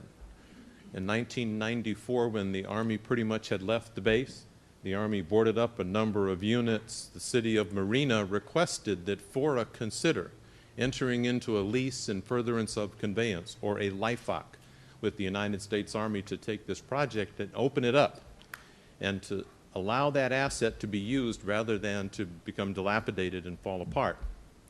So the board at that time offered discussions with City of Marina, and a number of items were discussed in this lease and furtherance of conveyance that included setting aside a number of the units in Preston Park as affordable. In fact, to this day, 51 of those units are rented at below market rates, and that's actually part of a regulatory agreement that we'll talk about a little bit later. So on average, current in-place tenant pays approximately 15% under the market rent in the area. That's based upon the work that's been done, the formula that's been used to establish market rent by looking at comparable units in the area. Our colleagues at Alliance will talk a little bit about that a little bit later. We recommend the 2.4% rent increase some time ago, and that rent increase, if it were enacted, the median income family of 4 currently in Monterey County would still be able to rent Preston Park units. 90% of those units would still be at affordable rates for median income family if we use 33% of their income to pay for their monthly rent and other expenses. And how that's calculated will be presented by Alliance in a few moments, because that's what the board asked for us to present to you today. At the time in 1997, when we entered into this lease and furtherance of conveyance with the United States Army to reopen Preston Park so that it would not be subject to mold and other problems of the boarded up units, the Marina Real Estate Community and Council requested that we sustain rents at market rates by and large, so that this large number of units being put back on the market, 352, would not depress or artificially reduce rents in the Marina and Seaside areas. Actually, Seaside had a similar comment. Mayor Jordan had a similar comment when he was on the FORA board about the concern about pricing. The real issue here was that the perception was that a government agency owning the property, this number, could in fact outcompete the private sector duplex, triplex, and multifamily ownership on the real estate market in the Marina Seaside area. So those are a couple of reasons about the rent and how it's been formulated over time. I'm going to turn this over to our colleagues at Alliance to talk about how fair market rent is established and how the housing authority formulas are used. Right there. Thank you. Good afternoon. Annette Thurman, Vice President of Operations with Alliance Residential. I think that we wanted to take a moment because Preston Park has a number of different really rental programs within the community. You have market rate housing, you have affordable housing, which would be the below market rate housing, and then we have the Section 8 voucher or HUD housing. And so it can be confusing as to how the rental rates are determined or where the values may come from. So thought it'd be good to start really with a definition of each of those areas and talk a little bit about where those rental rates are derived from. So first would be the fair market rent, and in front of you is a little bit of the process at the bottom that tells you, how and which the fair market rent is defined. But it's established by the Housing Authority, and it determines a standard of payment for the Housing Choice vouchers. In this particular case, the current HUD definition is the 40th percentile of rent, the dollar amount which below 40% of the standard quality rental housing units are rented. It does include the rental amount plus cost of all resident paid utilities, apart from what we would consider choice utilities, telephone, cable, things of that nature. The next option or rental rate derivative would really be the market rate. And the market rate is a rent that really is determined by the open market. It is a rental amount a landlord could reasonably expect to receive and that a tenant might reasonably expect to pay for tenancy in comparison to rent levels for similar properties in similar areas. This would be a rate that was not attached to a community necessarily with an affordable program. Again, it would be a rental rate that the open market was setting, and is typically indicative of occupancy rates and other indicators. In this particular situation, when we are measuring market rate, we're taking into consideration the size of the units, the amenities inside the units, the amenities within the community itself, the age and condition of the communities, different requirements by the residents themselves, if their utilities they are or not responsible to pay within the various communities. And so when that evaluation takes place, the privately owned properties will set their rental rates accordingly to the value that the market seems to be driving. Properties such as Schoonover Park and Frederick Park, which have a university affiliation, they'll offer lower rents than Preston Park because that housing is considered to be an amenity for the employees of the university, as well as the students. So moving on, I think, again, continuing the explanation, you have market rents, but then you have in-place market rent. So the in-place market rent is the rental rate in which an existing resident who is not affiliated with an affordable program pays for their apartment home. Currently, the rental increases at Preston Park are on a formulaic basis, and that formula allows for an annual increase of 3% or CPI, whichever is the lesser. The traditional methodology of rent increases, unless there is a rent control ordinance in place, is an increase upon renewal, which means when the resident's lease expires, that lease is then measured against what the market rate for incoming residents is, and some tenure benefit is given back to that resident, because certainly it is a good business decision to keep existing residents in place. It's a good neighborhood decision to keep existing residents in place. And so there is benefit given to tenure. The standard is typically roughly 5% below the market rate. Utilities are included in the rental amount or added to a rental amount. At Preston Park, the residents are responsible for their Pacific Gas and electricity bill. They are responsible for the water and sewer. They are responsible for the trash as it relates to utilities. A quick look at the competitors for Preston Park. Preston Park is certainly unique. Abrams Park would be the closest. The other properties you'll see identified would be Sun Bay, Marina Square, and Marina del Sol.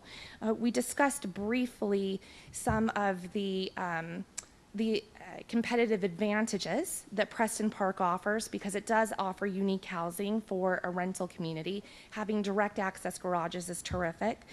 This gives you an idea of what some of the other competitive communities offer. To identify some of the differences, Sun Bay, although the apartments are much smaller, they do have some community amenities which might be more traditionally found in an apartment community, such as a swimming pool, a clubhouse, with a sauna inside it. They do have a laundry facility, but it's because they don't have washers and dryers inside their apartment, and they are a gated community. Marina Square is a little bit smaller. It's a boutique community. It has detached garages as opposed to attached garages. It does offer a barbecue area. Marina del Sol, again, has a laundry facility because they don't have in-house washers and dryers.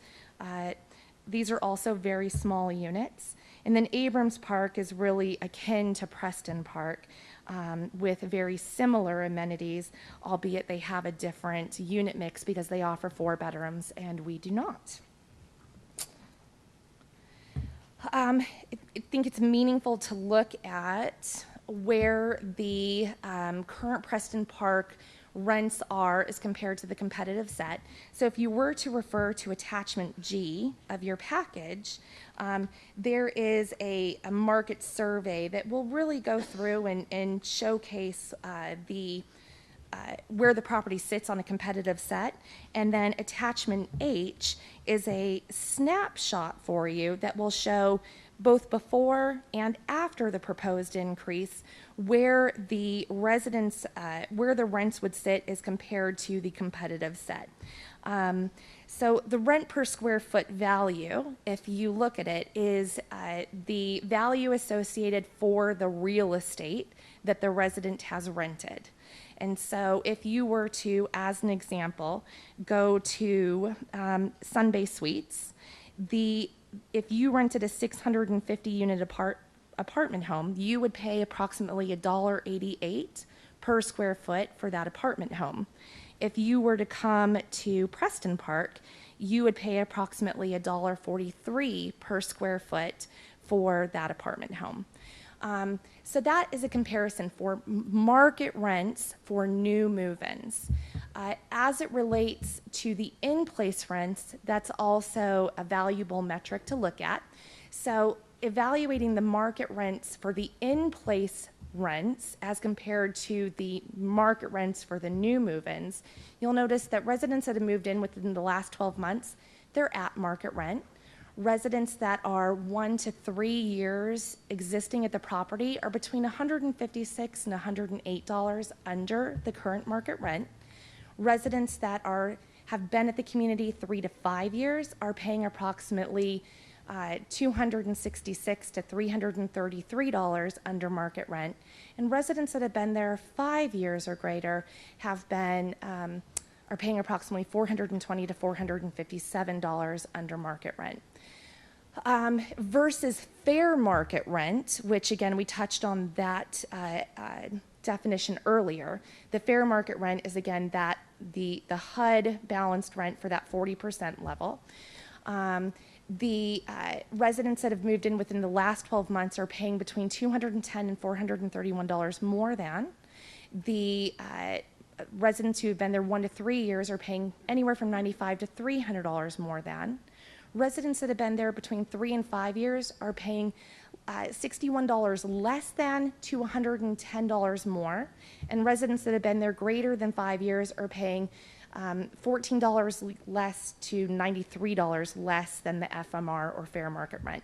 I do want to note that this is a pulse on the market rate residents at the community, not the affordable units at the community. We were also asked to define really how that life cycle occurs at the property. And part of it went into questions as to how does the property realize the funds when somebody's moving in, what happens, what's the experience that a resident has. And so a little bit of a circular flow chart for you. The initial step is really a prospect.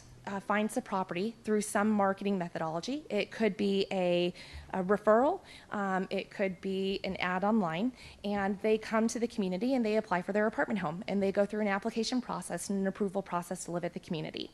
Upon approval, they are welcomed into the community, and they go through a move-in inspection, and their homes demonstrated for them, and they're introduced to their neighborhood. Upon move-in, every resident is asked to sign a lease agreement, and when their lease expires, they are then on a month-to-month agreement. They're welcome to execute a renewal if they like, or they can continue staying on at the property on a month-to-month basis. Once a year, residents are communicated with if there's going to be a rental increase, and again, that's part of the formula that was engaged, in which the rent increase formula was the 3% or CPI, whichever is the lesser of, and increases can happen one time per year.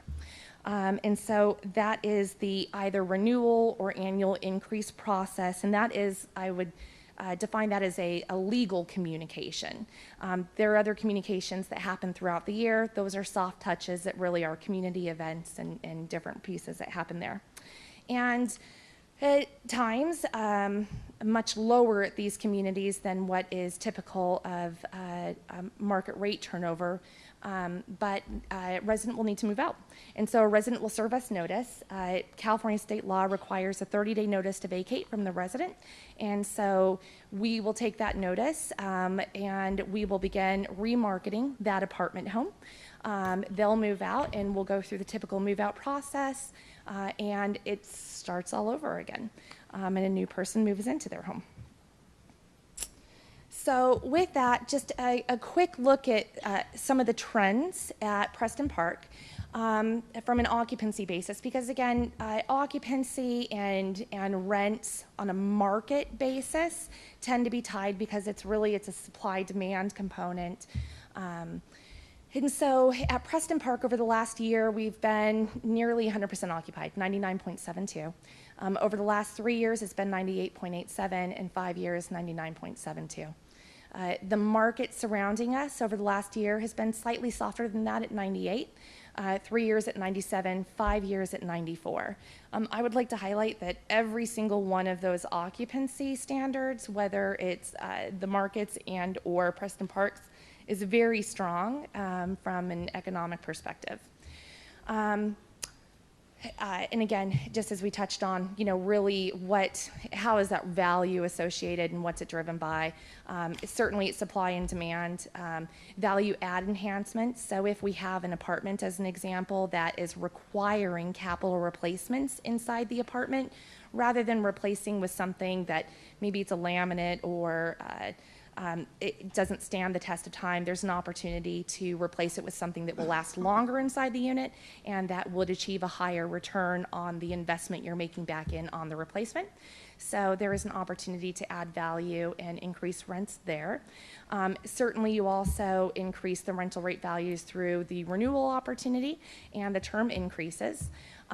Ancillary revenue is an option as well. It's not something that's historically been embraced at these properties, but there are other communities in the market that would charge, for example, pet rent, parking revenue for reserved parking spaces, use of the clubhouse on a private basis after hours. So there are additional ancillary revenue opportunities as well.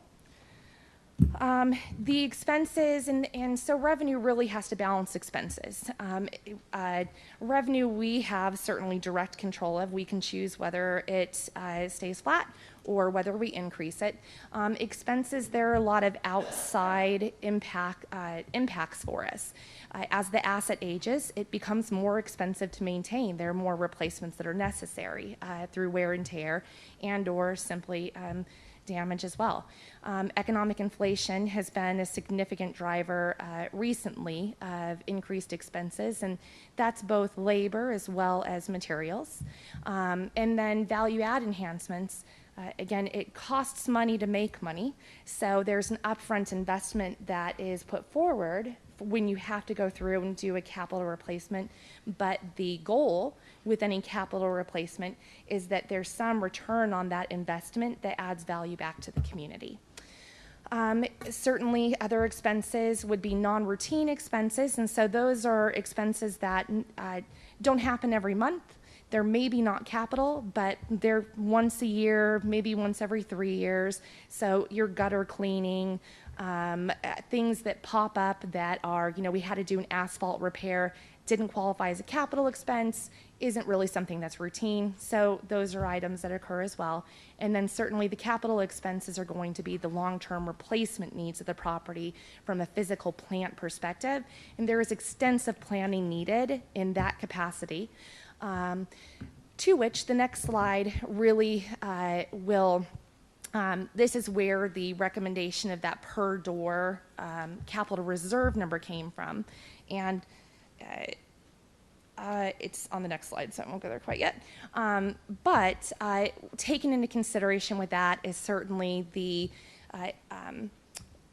longevity that the structure will have from both its bones to, I'm being asked to move faster.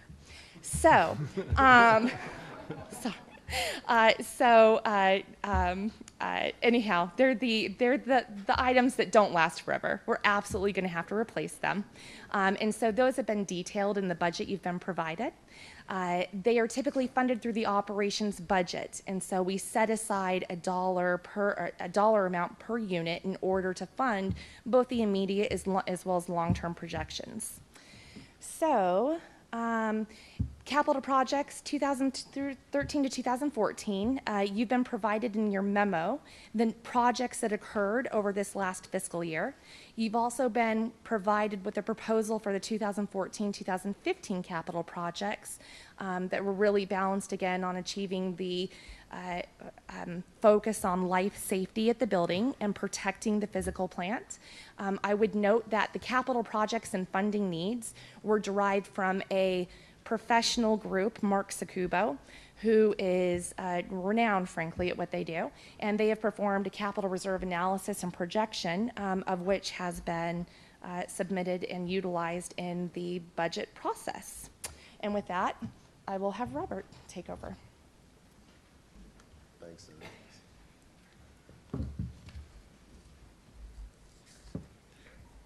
Additionally, the context in which the rents at Preston Park are administered are reflective of agreements which impact rental revenue.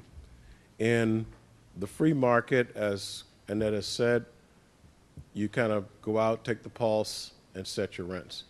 But in 2008, regulatory agreements were executed. Details are in the presentation, in which 40% of the units should be affordable and are reserved as affordable according to the regulatory agreement and the subsequent amendment 2 years later. The adoption of the 3% or CPI alternatives for in-place residential rent was signed and is recorded against the property. This regulatory agreement was adopted in 2010 by the Marina City Council and also approved by the FORA board in 2010. And it allows for constrained rental increases for all residents.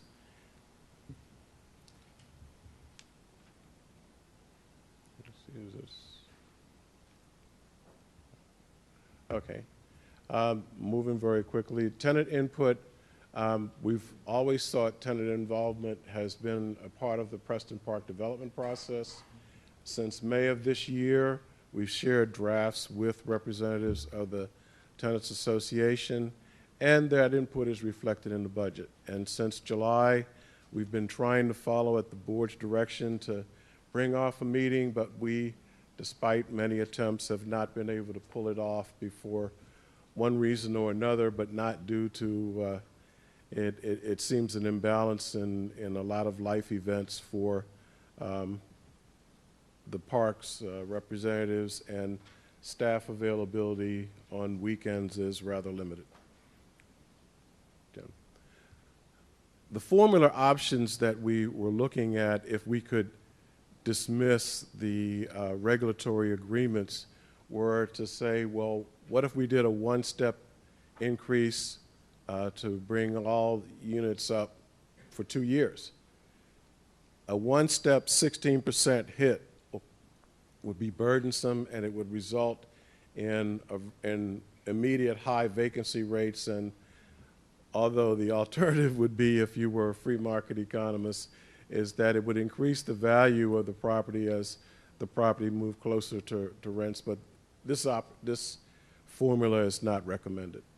The fixed rental increase at 2% a year for the next 5 years would require us to do some legwork. We'd have to go back and dismantle the current regulatory agreements with the property, and then over time it could result in as much as a 12% charge, and it would be risky in that it would not allow us to do what would be a best practice for a public agency, is to have an annual review in response to the market.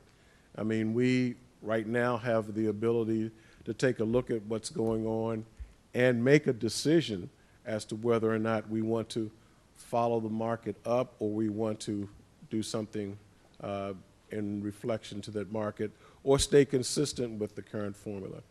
our recommendation is that we keep the current formula because we sort of anticipated the best of both worlds. We're going to have rents that are affordable to 90% of the current residents. We're going to be able to cover our operating costs and capital improvement projects. Very quickly, that's the breakdown on the rental housing. Jen, move on to our final. I'm trying to add. Our motivation is asset protection. You know, sustainability over the long run and being able to account for non-routine expenses in a property that's getting to be over 20-something years old, that has over 354 families in it. We're recommending that a minimum capital reserve amount per unit, and the real reason and the real value of that money is that it's kind of like a savings account. You don't, the project is 3 to 5 years down the road, you start paying for now. If you get the value of that compounding, then you'll have a significant amount of money in place when those big projects come up. If you don't plan for it, then you get to be big one-time hits, and you can't, you know, well, it'll be a much heavier financial burden. So this implementing the rental increase offers the opportunity to stabilize replacement reserves account through this compounding generation. Thus, our recommendation is to approve our recommendation for a 2.4% rental increase so that we can do the operating budget and the capital improvement budget. Ms. Thurman, Mr. Norris, thank you very much. Good briefing. Any questions by board members? Please just try and keep one round of questions per person so we're not going back and forth. It's not a debate. So we've had 9 months of questions and answers and everything else. So if you have any additional questions that are brought up, please. Supervisor Parker. Thank you. I just have a question about the process. I thought what we had asked was to review the policy and to be able to discuss it. I didn't see a policy in my packet, and it seems like there's some history and there's a process that's been followed. But I think the intent of this board, or a certain number of us last time, was to actually be able to look at the policy and look at the formula. I'm not even clear what the formula is, or that there is one, but we're proposing one. So I guess my concern is that this is too complicated, perhaps, for us to spend another 3.5 hours here working on. I suggest we put together an ad hoc committee of the chair, the vice chair, representative from Marina, Victoria Beach, or Casey Lucius, who had some really good questions last time, to really dig into what is the policy, what is the process that we say we follow, and really agree upon a policy and a formula if we want to.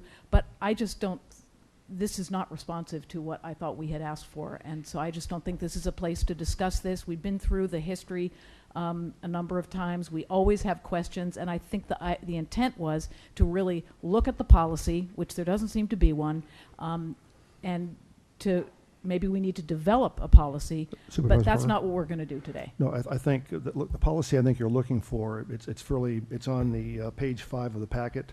It says basically FORA will limit increases for in-place tenants to the lesser of the San Francisco Bay Area Consumer Price Index, or 3%.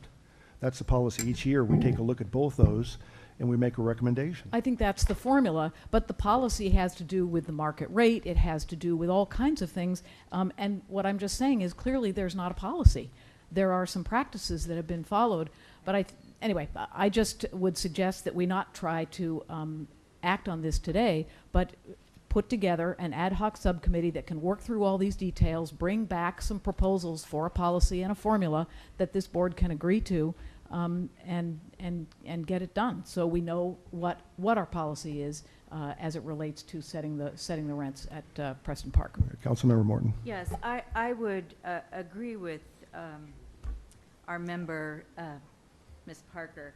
The point is, the presentation that we just saw is yet another version of the presentation that was given in August. It addresses the same 3% CPI, what's a fair rent, what's a market rate. There is no address of when is it appropriate, what are triggers, what is the policy of when you are going to apply that rent. You've given us the formula, but what today's action, as it is in the presentation and the request from staff and Alliance, is nothing more than a reconsideration of the motion that was made in August, which is an inappropriate action. I believe and heard the motion that was made in August was that there was a denial of the rent increase, but there was a second motion made by Victoria Beach, as the representative from Carmel, for us to be able to look at the policy, set the policy. So what is the appropriate measure to use? Is it the market rate that's been explained to us? Is it the fair market rents at HUD, which looks at what are appropriate rents in our specific area? The CPI is set by San Francisco urban areas. It's an urban on all things. In San Francisco, San Jose, and Oakland, the HUD standard might be more appropriate. That's one of the policy things as a board that we should be deciding before we implement rent increases. The Tenants Association, my understanding from emails and communications from its representatives, it was not contacted for input until this board package was prepared. So there is no input also on what they would want to see in the policy that's applied. So I'm echoing what was previously ruled was no increase. This was to come back for us to look at policy and make those policy decisions, and that's not what's here. Thank you. Any potential policy is really based on a court action we have going right now. If everything goes the way that the board wants it to go, Preston Park will be sold in less than a year. So, I mean, to come up with 5-year policies and so forth might be counterproductive to that best case scenario, at least as far as the board's concerned. So, okay, other questions or comments by board members? Yes. Yes. Councilmember Brown.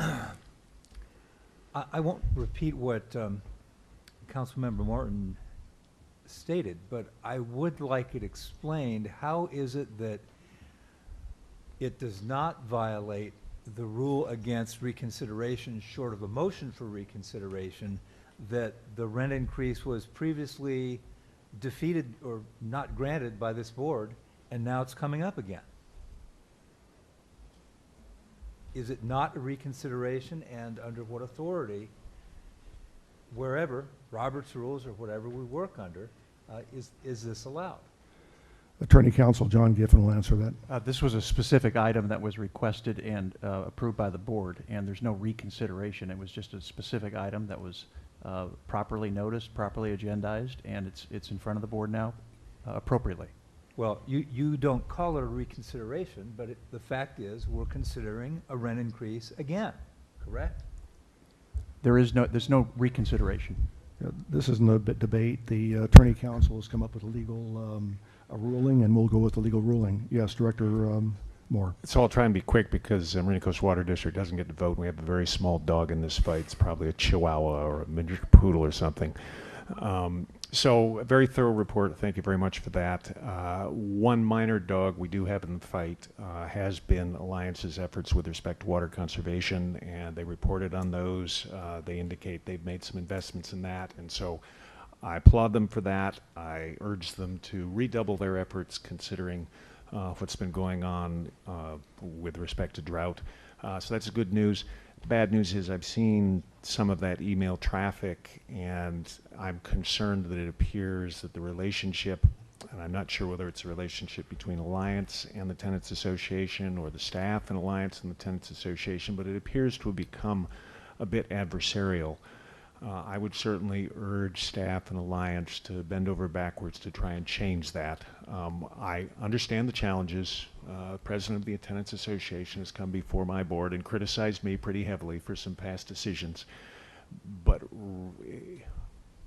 keeping away from working hard with the Tenants Association, in my opinion, is not the right way to develop a good relationship with them. Thank you.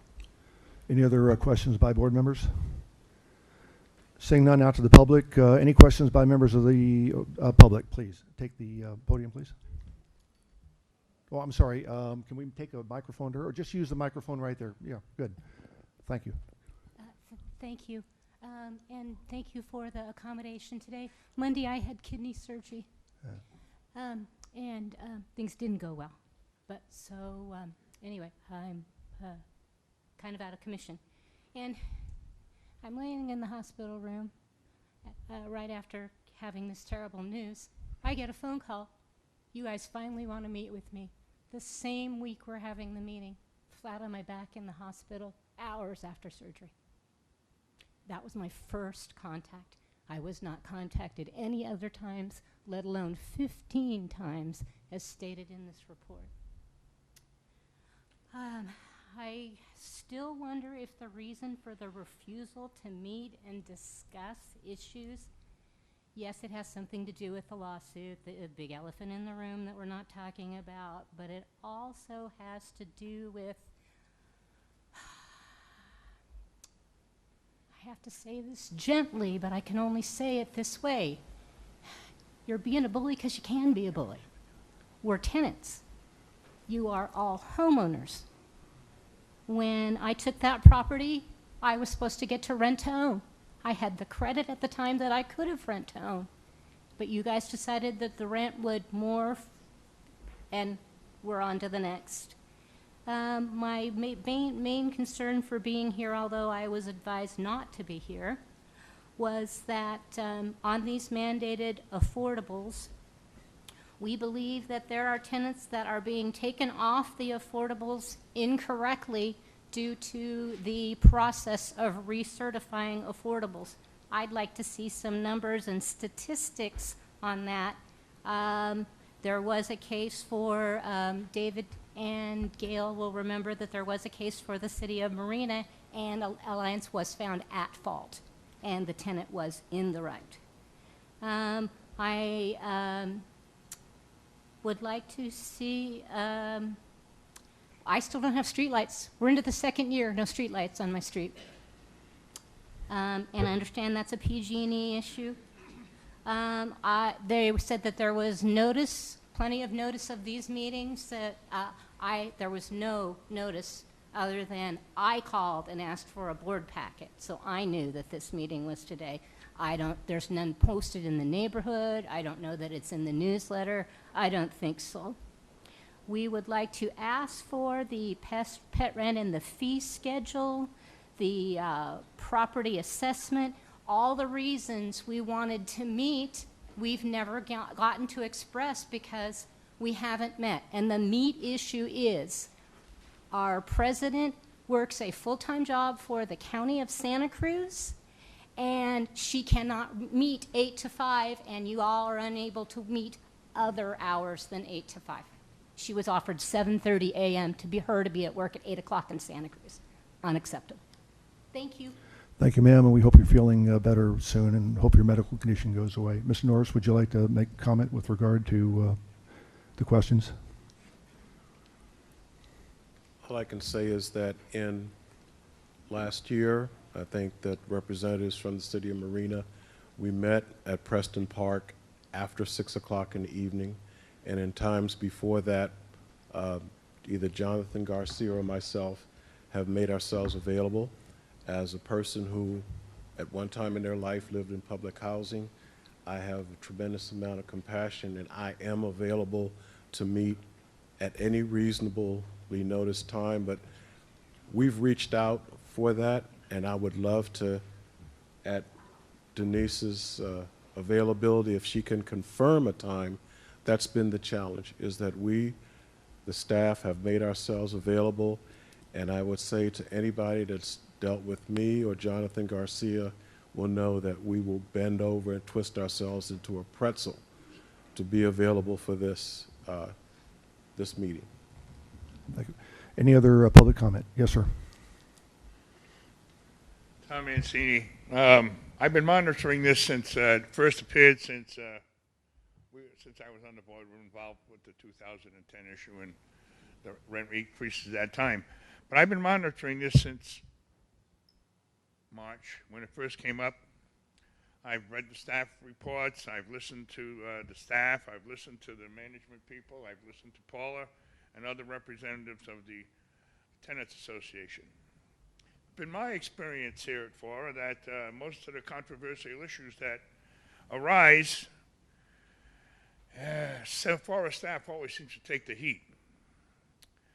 And it's my experience with FORA staff that they will go out of their way to work with whoever's got issues.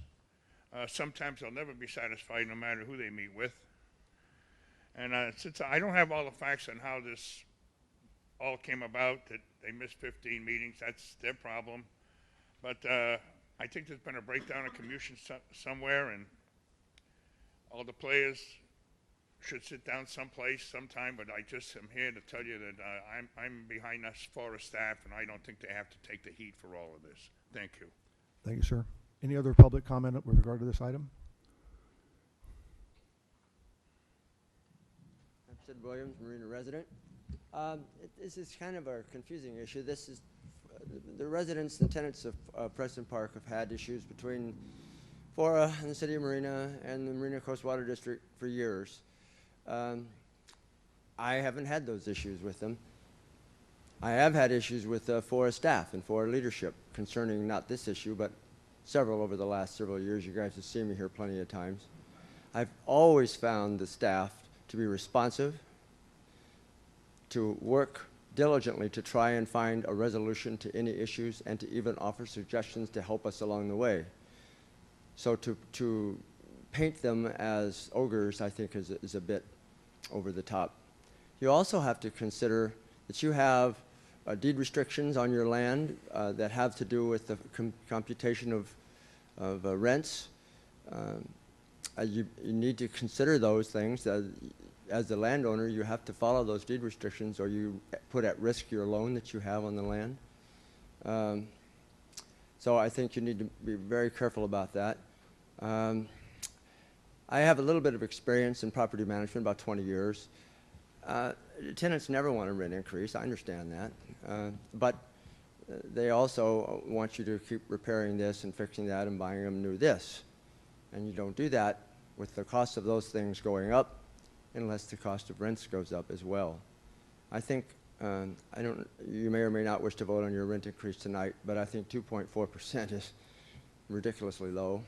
And I think you should probably get more than that out of it. But given the nature of the unit, it's very difficult for you to have a set policy.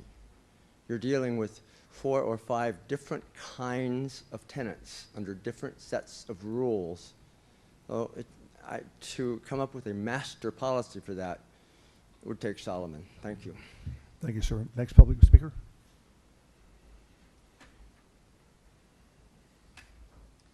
Margaret Davis. I was here when Victoria Beach brought the motion, listening to the same dog and pony show and the same obfuscation, and she kind of took a cutlass trying to cut through the fog and said, what is the policy, so that every time we don't go through slogging through the same minutia on rent increases. And you all agreed to that there needed to be an understanding so that you could review this policy, because it comes back time and time again. And basically she wanted to know, as I understood it, and as I understood what you all wanted to know, what is the basis for rent increases? Is it once a year? Is it based on a percentage of something? So that it could be plugged in. And the other thing that you wanted was input from the Tenants Association, from FORA staff and Alliance, at least these 3, maybe City of Marina. But once again, the Tenants Association has been entirely out of the loop, and you have the same regurgitated thing that you've seen before. Your property manager, Alliance, provided a finished report to the Tenants Association on Monday of this week, when the packet had already been put out. That is not responsive to what that motion was. No input from the Tenants Association. The second point, my main point, is that there's been no policy presented to you. Where is the policy? Where are the historical documents stating the policy on which Alliance and everybody else is going? There are references to multiple docs. None is attached for you to review. Do these documents even exist? A gentleman was saying that the current formula set in 2010, where is this current formula set in 2010? why isn't this presented? Basically, what I heard was, well, you know, the policy could be, we could do this, and, you know, making things up on the fly. It would be simpler, even though you have categories of these tenants rent on this basis and these tenants rent on another, to have a formula that you can plug into every year and quit slogging through this. Now, to review the rent increases of this past year, 2.4% may seem very modest, but on February 3rd, 2013, you raised 2.4%. On September 13th, 2013, you raised 3%. Here now, a year later, you've got 2.4% going again. So that's an 8% compounded increase that the tenants are exposed to. You keep doing these incremental things and not considering the cumulative effect of that. You need to have a policy that the public can see, that you can see, so that you can make your decisions consistent with that policy and regularize the process of raising rents and cut out the angst and verbiage that is really unnecessary. Thank you. Thank you, ma'am. Any other public comment?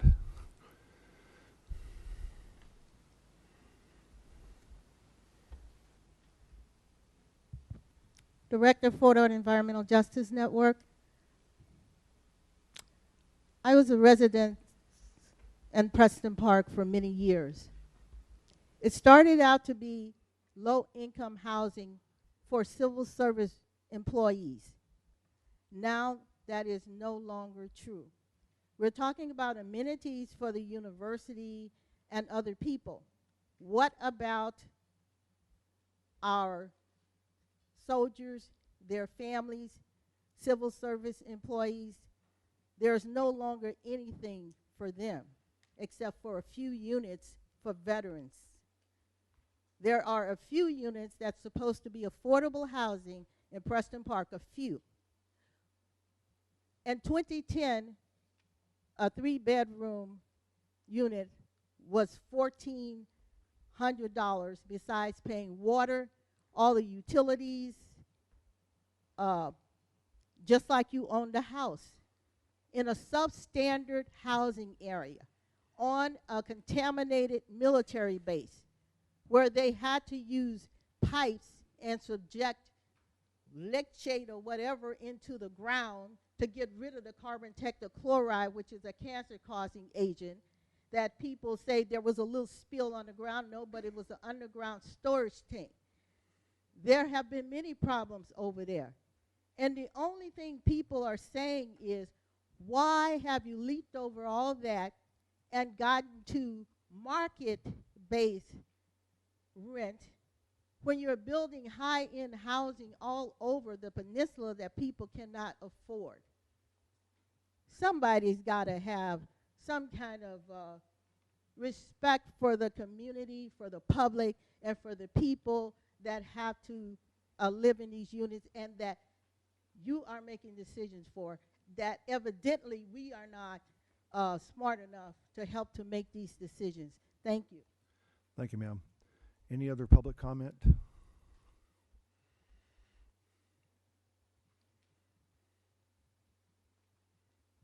Hello, my name is Mimi Velasquez. Last night I attended a symposium in Monterey, and I'm bringing it up because it kind of goes with this subject in regards to the rental increase. The symposium was on race relations here in Monterey County, and I got to personally actually engage Chief Kelly, I guess the new Chief of Police in Salinas, California, in regards to some things going on, and how he said there was an interaction with the community, et cetera. And one of the things that I let him know was that when someone in the community is walking around the community, they see a multitude of color, you know, they see the actual community. But when they walked into his police station, if they were someone of color, they saw their color surrounded by a multitude of non-color. And the reason why I bring that up is because when it comes to these rental increases, what I am noticing is that the people that are making the decisions regarding this are not the people that deal with the day-to-day stresses of actually living in the housing area. The people on the board, the people from the management company, yeah, some people do live in the housing area, but the people on the board do not live there. They do not understand the different things that happen day to day living in Preston Park or living in Abrams Park. I personally have relatives in Schoonover Park. One of the things that we have to deal with, because my relatives take care of my child, is that I have to provide a shower filter for when my child is bathed, because when we initially came here and he was being bathed, he got rashes. We didn't understand why or how, but then I spoke with other students and was told, you know, yeah, a lot of us are getting rashes, it has to do with the water. No one ever talks about it, but whatever. So there are things that families are dealing with here, aside from rent, aside from paying water, aside from paying utilities, and it would be nice, or it might actually be better for you guys if someone actually on the board or a few people on the board actually were tenants or had to deal with the situation, because then maybe you guys might have more understanding instead of being outside players looking into the situation. Because I think that's part of the problem, is that the people making the decision, no one is actually being affected by the decision that is being made. Thank you. Thank you, ma'am. Any other public comment? Yes, sir. Carlos Ramos. I'm not going to go into the fine details that has already been laid out to you by staff and that has been covered and or challenged by the speakers prior to my speaking. What I would like to focus on is on two specific individuals that were called out. At least in my community, when anyone is called out, you need to respond. And the best way to respond is by people that know these individuals. I'm speaking of both Mr. Norris and Mr. Garcia. I prepared before coming to this meeting to better understand whether or not there is a problem of communication with your staff, specifically Garcia and Norris. I made an inquiry through various groups of networks of people that I deal with here on the peninsula and in the region to see if there was any time a detection of bias or discrimination or racial backlash in any way, shape, or form from these two specific individuals that have been called out. And the answer is no, no, and no. You are a policy-making board, but you didn't get into those seats like that. You worked your way. You're part of the community in various types of areas of activities. Just looking at all of you. It's an eclectic, I love that word, an eclectic grouping of individuals that have been tied to this community and have individuals that are tied into all levels of the community. In that I cannot see any one of you, regardless of our political agreements or disagreements, that you can stand up right now and say that the accusation, personal accusation, we just left the policy items to be discussed, of these two individuals to be in question.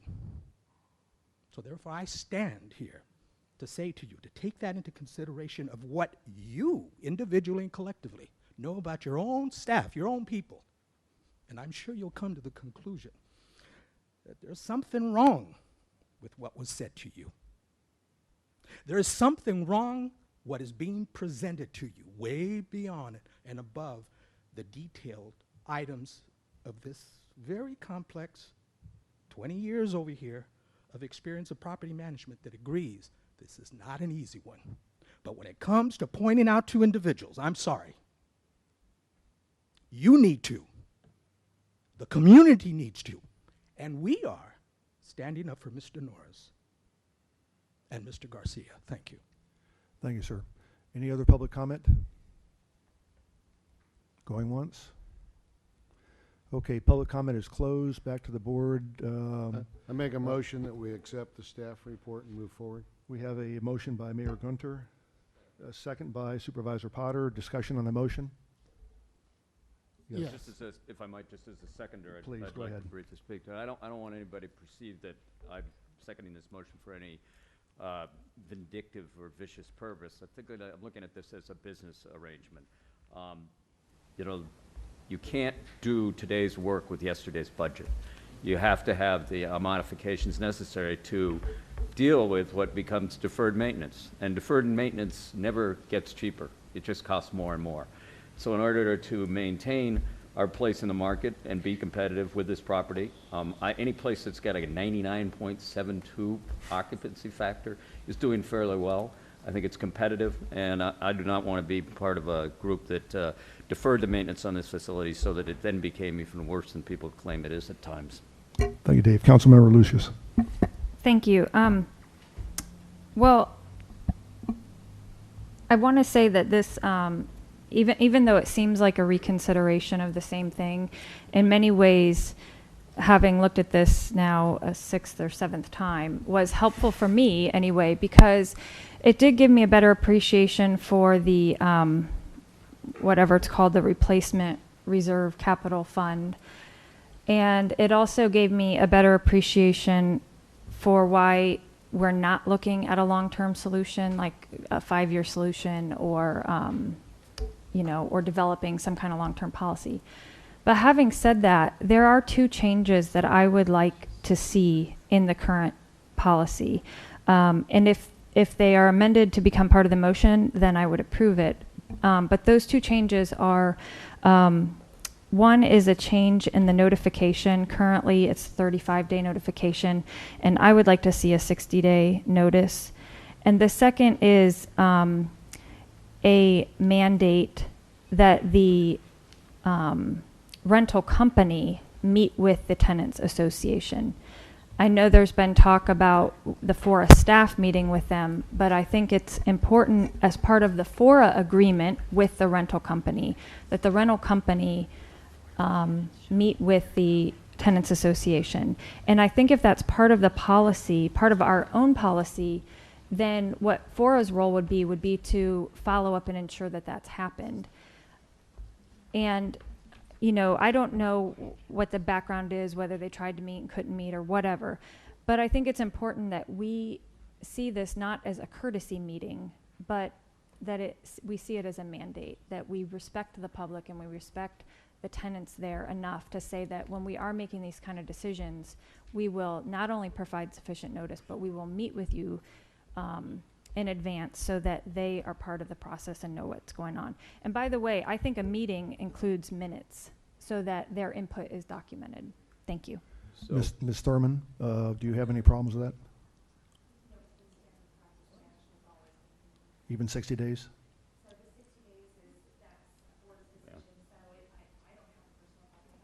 Thank you. So as the maker, I'm willing to accept those. I just would say, though, that as far as the, as far as the 60 day, I mean, not the 60 days, but the mandatory meeting, I think it needs to be a documented best faith effort. If they refuse to meet with the property management firm, that's really not the management firm's problem. And so if it's a documented best faith effort, because it does sound to me like multiple efforts have been made, but people's calendars didn't sync. So I think they're good, both good recommendations. Second of the motion, accept. And I'll modify my motion to agree with that. Okay, great. Any other last minute discussion? Yes. Mayor Pro Tem Beach. Thank you. I want to agree that I'm afraid we didn't get exactly where I was thinking in terms of a policy summit. I will say that I don't agree that it's inappropriate to have a policy discussion because of potential legal outcomes that we actually cannot predict. Those are general comments. I wanted to also, I think I will probably vote with the motion, but mostly out of mission fatigue.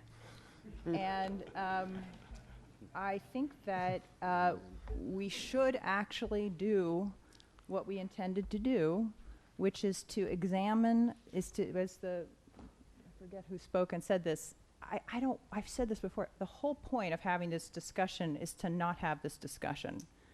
I do not think that this is an appropriate level of discussion for a policy-making board. What I do think is appropriate are the things that are on slides, and they're not numbered probably, but they're slides 5, 10, and 16, which have to do with what is the rent formula.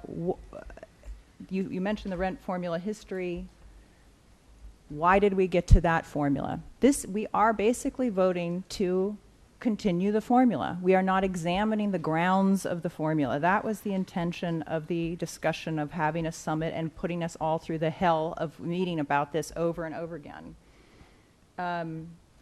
So we do have the formula. We are voting to adhere to the formula. The policy level discussion would be something like along the lines of what is an affordable unit. In the deed restriction, it says it shall mean very low income units and low income units. I would, whether, and then in slide 16, it says affordable are very low, low, and moderate income. That's a difference. We talk about market rents versus fair market rents. There's a very nice explanation of how we're well under fair market rents. Over fair market rents and under market rents. A policy level discussion would be, which one should it be? Should we be looking at market rents or should we be looking at fair market or some combination of the two? There's a discussion of the CPI that we're following. It's a San Francisco-based CPI. A policy level discussion would be, is that an appropriate CPI to follow? So these are the kind of high-level decisions that I think are appropriate to make, that have not been discussed today, and that I would rather, I don't know what's going to happen with the lawsuit. Maybe this will end up being moot. But I think if it turns out to not be moot, the next time we discuss this, I would respectfully request that we have a policy level discussion. I don't want to ever have a discussion about whether I have any influence on a particular unit's rent. Please, I'm begging you. But I will probably support the motion. Thank you. Mayor Pro Tem Oglesby. Well, we got to this 6th or 7th time because people wanted to have a pause discussion while we were talking about raising the rent. And we should have just raised the rents and then had the policy discussion. That's why we're here. But I want to associate myself with Supervisor Potter's comments because he kind of much said what I was going to say. And then Councilmember Lucius said what I want to say, which is the 60 days I appreciate, but more importantly, the meeting. I don't know why that didn't happen, and I was going to ask staff, but I think it's more appropriate to have the management team. But it is incumbent on the board through the staff to ensure that happens. But right now, I guess we could write it into the new policy. And that's really what I want to ensure. The meetings, that's down the road. I don't know when they're going to happen, the mandatory thing, all that. But we shouldn't be coming up here and people saying they didn't find time to meet after 60, 70 days and all that. So. Thank you. Any last minute, just Councilmember Morton. Thank you. I did take the opportunity to meet with the Tenants Association and with Alliance, the management group, back in June. And at that time, there was a proposed budget. It was sitting there, and it was reviewed extensively, and I took the time to become informed. And at the last meeting in August, when the presentation was actually made by Corey, there was a discussion about having enough money in our reserves at Preston Park to make sure that the capital improvements could happen, the maintenance, the new roofs, the patios, the windows. And without the rent increase, her testimony at that hearing was without the rent increase on the in-place tenants, that there was adequate funds to make sure that to cover what was projected as those improvements that were going to be necessary in the 2014-2015 budget. There were a number of issues raised that at that meeting in August, the rent increase did not appear to be necessary or appropriate, and nothing has changed. The issue here is what our housing needs are in our community. Preston Park has 51 units set aside for affordable. It has a number of units for Section 8, but the majority of our Monterey Peninsula population don't qualify for those items. If someone, and the workforce that we are trying to protect, I've had a congressman stand here before us at this board meeting and talk about the need for housing. There's a giant gap between what's you qualify to be in the affordable units and what most people can afford to pay in the city of Marina, the city of Seaside. Our workforce that's making $10 an hour earns $20,800 per year. That is a large portion of our workforce in Monterey County that need housing, that are forced off our peninsula. It is sad that FORA, as a board, continues to displace this portion of our community when we have advocates here to make sure that we pay prevailing wage, to make sure that we are meeting the needs of our community. We are closing that ability to do that with every rent increase. The turnover in who lives at Preston Park, every time someone moves out, someone that may have been there for 10 years is still paying more than what HUD sets as the rent that should be paid as a fair rent in the city or in the county of Monterey. They're still paying higher than that, and when they move, the increase in the rent that's generated by the move-in tenant is somewhere between $200, I don't have the exact number from the slide, but it's in excess of $200. That's where you're getting your rent increase. You've already imposed 2 rent increases in the last year on your tenants that are in place. I am asking you to not increase the tenants in place. We haven't even looked at a policy of how the rents are for new tenants going in. That's where they're getting the market rate, looking at comparables. The report here says if they offer it something and the reaction of the prospective tenant is no, then they lower it. If the reaction of the prospective tenant is okay, that's what they charge. But what you're seeing out there at Preston Park is to make these rents, because the $20,800 for this workforce cannot afford these rents. What you're seeing is multiple generations of families living in these units. You're looking at large quantities of students in these units. You're looking at 5 to 6 cars of workers, of people living in the one unit to have the collective group then pay the rents. So it is something that we need to look at as a policy. And I'm requesting you deny this increase in the rents. The other parts of these motions about having meetings is great. That should happen. And the notice of the 60 days, but I'm asking you to deny the rent increase. We made this motion. This motion was made in August. This is a repeat performance. Mayor Rubio. Thank you. There's been a lot of discussion about the numbers and what the rents are and for affordable housing and so on, and we all know that this area is constrained. We all know that there's a lot of efforts to limit any kind of development, and that impacts all these areas. But I'm not going to focus on that. What I'm going to focus on is the policy question that Ms. Beach was talking about. And I think that once we are sure what is going to happen with Preston Park, we ought to do that immediately.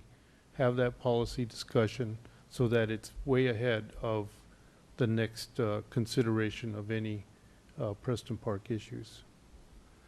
Thank you. Any other discussion? Seeing none, I'll have a call for a roll call vote, please. Mayor Pro Tem Beach, Yes. Chair Edelin, Aye. Mayor Gunter, Aye. Councilmember Lucius, Councilmember Morton, No. Councilmember Brown, No. Mayor Pro Tem Oglesby, Supervisor Parker, Mayor Pendergrass, Supervisor Potter, Mayor Rubio, Yes. Mayor De La Sala. Aye. The motion failed and a second vote will be required. You mean the motion passes? I mean, passed, I'm sorry, yeah. Yes. I'm new at this. Okay, as is our policy, we'll bring this back for a second vote next month. Thank you very much. Good discussions. We move on. Next item on the agenda is, if I can find the paper here. Executive Officer Compensation Adjustment. Mr. Michael Hulemard, our Executive Officer, will lead us through this one.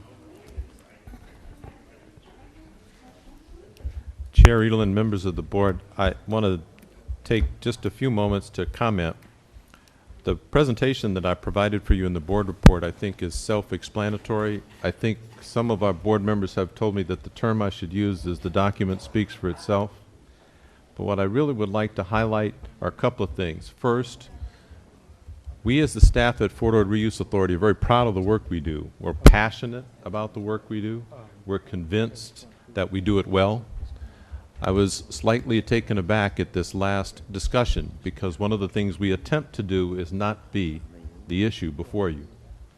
What we attempt to do as the managers of this wonderful enterprise called the reuse of the former Fort Ord is to provide you with every piece of information we can, to communicate back and forth, to offer and volunteer wherever we can. I've done that with each and every one of you. I have received not less than a request from every board member on almost every item, almost every meeting. Not maybe as communicative, some of you as others, but I will guarantee that if you make a request, you will get that back.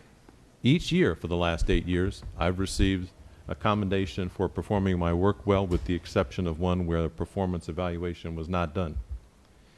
And I believe that a merit adjustment is due, and therefore I request your consideration. I've had the opportunity to work with Mr. Michael Hulamar in the last 2 years as chair, and all I can say is he's a phenomenal individual, works hard. He has a unique set of skills. I don't think anybody else in this country has those skills.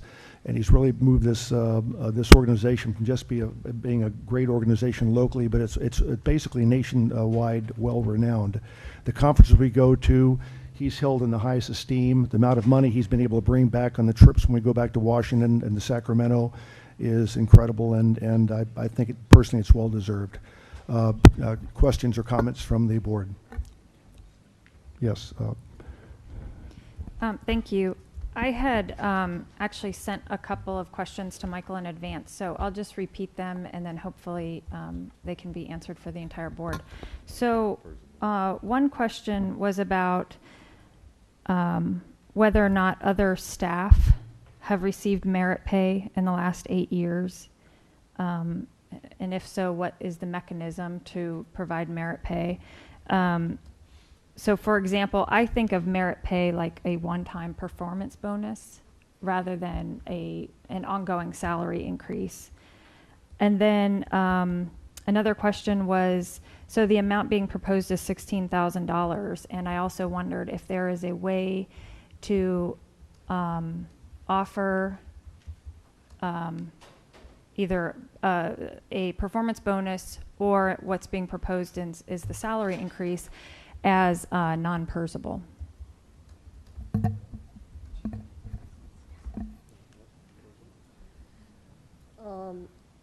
I was not prepared to answer this question, but I will. You know, staff don't get merit increases. Every staff person is on a salary schedule, and how their performance is awarded annually is by increase in their within the salary range, moving from one step to another. Michael has a contract; he doesn't have that step to go from one another. So that's a way to award him for his performance. But the staff who have steps available in their schedules receive these advances annually if the budget allows for it, and if their performance warrants it. To finish that, every staff member on the current staff has received at least one, and probably a few in the last 8 years, merit increase, by the nature of it being a salary step increase. Merit increases are by performance based, as Ivana said, so if our based on what supervisors' recommendations are, with my concurrence and the concurrence of human resources, all staff have received a merit increase. Yeah, so just to clarify, I understood a step increase is a longevity pay bump that happens every year, every 2 years. Maybe you can clarify that. And also, in the memo, it says that that the executive director has received step increases. So could you just give us an indication of how often and what that percentage increase has been, just looking at the past 8 years? have not received any step increases over the last 8 years, or merit increases or adjustments. I did receive cost of living adjustments. My contract provides that if a cost of living adjustment is made for all staff, then I would also get that. And I forgot your other question, but you were asking about. Well, I guess I was confused because the staff report says there have been step increases. So I wondered about what the amount was, but if there weren't step increases, then that does, that I does don't go think there. that the report says that. I don't think that the report says that. No, there is a policy adopted by this board with respect to longevity increases for all staff. It comes at 10 years and at 13 years. If you stay with FORA 10 years, that there's a longevity that's allowed, because typically over a 10-year period you will have achieved your full 5-step increase.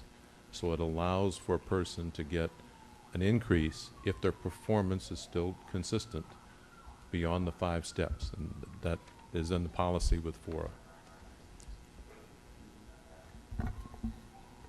Okay, other questions by board members? Yes, Mayor Pro Tem Beach. I guess I'm just building on Casey's line of questioning.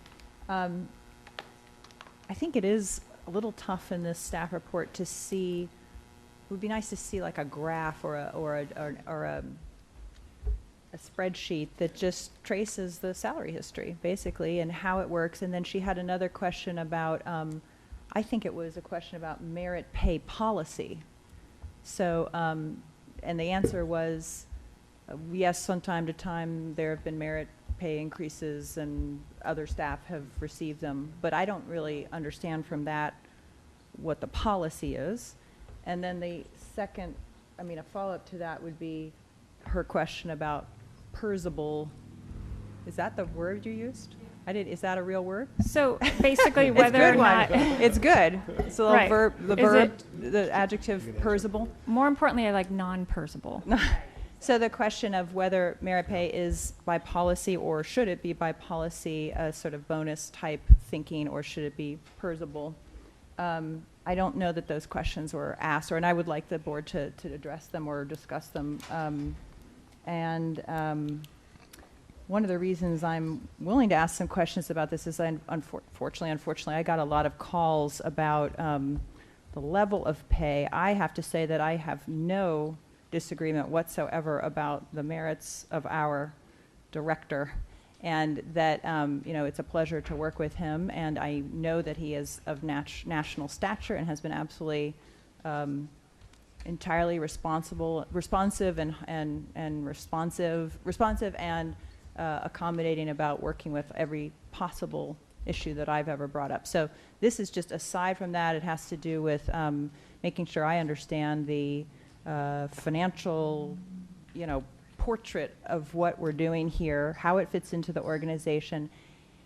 And because I got a fair number of calls about it, comparing his salary to the Vice President of the United States salary, which is slightly lower or about the same, and Supreme Court justices and colonels of the Army, which are apparently half his salary. So all this stuff, and I just think we owe it to ourselves, since we're going to go into the newspaper with this, to really understand it, and has nothing to do with my personal or professional opinions of my performance, actually. We'd vote on Colonel Fellinger's pay increase, but unfortunately, it's out of our. Okay, Ivana, do you want to answer some of those questions, please? There were so many questions that I'm confused now. I just want to clarify one more time that staff have not received merit and step increases, only increases within their salary ranges. That's all, nothing on top of it. And Michael doesn't have this range, so he's from the beginning, since he started working at FORA, he's been receiving, I would say maybe on 3 occasions, a merit increase that was added to his base salary. The last merit increase was in the fiscal year 05-06. Then in 07-08, he received his first longevity increase, and then 10-11, his second longevity increase, which is consistent with the board policy that was passed for all employees serving for FORA 10 and 13 years. and then he's been receiving COLA if awarded to other staff members. And that is also included in his contract. No other salary increases. And what is PERSable? And this merit pay, if it's not specifically designated by the board to be something else, called something else, merit pay, it's PERSable. This is PERS rule, not FORA rule or somebody else's rule. A merit pay, performance-based pay, it's considered special compensation by PERS, and it's added to the base salary for PERS calculations. Can I just, since it's my questions, go ahead. so it sounds like you actually did understand my questions. Thank you. So you've now outlined 2 increases. You said there were a couple merit increases, one in 2005-06. Since Michael started working for FORA in 1997, I don't remember the specific dates, but the last one was fiscal year 05-06. And I believe, if I heard you correctly, that you also said that this is there that has not been done for any other staff member. Is that what you said? I'm saying that other staff get their increases differently because they have salary schedules and they move from one step to a higher step. And Michael has no step schedule? No, he has no step schedule. He has contract amount, and then he negotiates, or his contract is reviewed and the salary is adjusted. And just before I give up the mic, do we have an understanding of, maybe this is for Michael, of the proposal of 8% versus some other percent? Or, I mean, is the merit adjustment before, was it 8%? Is it a typical percent?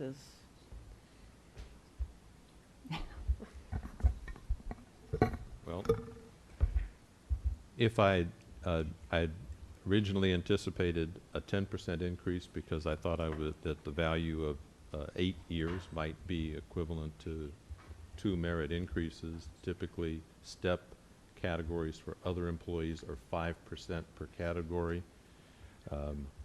I suggested that. I think the executive committee thought that they were more comfortable with 8% and suggested 8% was an appropriate number. Councilmember Morton. Yes, so one of the questions, and again, it's a difficult position because it is a pleasure to work with you and you do respond, but we are getting held in the position of the public trust of their money. So what I wanted to ask is the distinction that Councilmember Lucius was trying to indicate. Is there a way of paying this as paying a sum as a bonus rather than as salary, so that it's in one tax year and it does not is not included in the wage calculation for PERS? So is there an alternative way to pay this? And the other thing that's not here that I was also expecting to see, and I don't know, but the contract terms, because I know we just had a negotiated contract recently, and what do those terms in that written contract specify for wage increase or salary increase or bonus increase? And was there one that was put into place simply because you were under one prior contract and now there was a new contract? Was that at the exact same wage level? Those are questions that I thought were going to be in this report, and I don't see them because it's important to this discussion. Understood, and I can address the answer to your first question concerning a bonus is yes. That is an alternative that you have. The merit increase is warranted, or not warranted, is allowed through the general, my understanding, the general compensation program that FORA has. And the contract was fairly recently put forth and approved by the board. That contract had a net result of a decrease in Michael's overall benefit package, primarily because he had to be equated with PERS, and just the way it works out, he had, I think it was a $2,800 decrease in his overall compensation package. So that's essentially my response to your question. The amount of salary that he had before and after is the same, but the net after the PERS decrease in benefits was a decrease in his overall compensation package. And my understanding is that was simply because there was a shift to what the employee paid. That's correct. And so that applied across the board to That is correct. all employees. Yes. So, thank you. Any other questions by board members? It didn't change for other employees. It just brought Michael Yes, down Supervisor to Parker. the other. Thank you, Mr. Chair, and I apologize for being gone for part of this discussion. It sounds like some of these questions of what raises or cost of living things have happened over this period of time would be very helpful to have a matrix. I mean, something in writing that shows us salary and benefits up and down over the last 8 years, so that we can understand what's been going on instead of trying to, again, get it verbally in a meeting. The other question that I would raise in terms of our whatever action we might take, when we think about increasing a salary by 8% or 2% or whatever it is, it has an impact more broadly than just on this organization. When cover your ears, Debbie, when TAMC or AMBAG or other regional organizations look at their compensation for their executive officer, FORA is one of the comparing agencies. So giving this level of a boost to someone who, frankly, I think does a good job, is well paid, it's going to have an impact on us, not just in terms of this agency. So I just raise that issue as one that certainly is something I'm thinking about as I contemplate this question. Any other board questions? Saying none out to the public, any questions by members of the public? Saying none, back to the board, I would entertain a motion.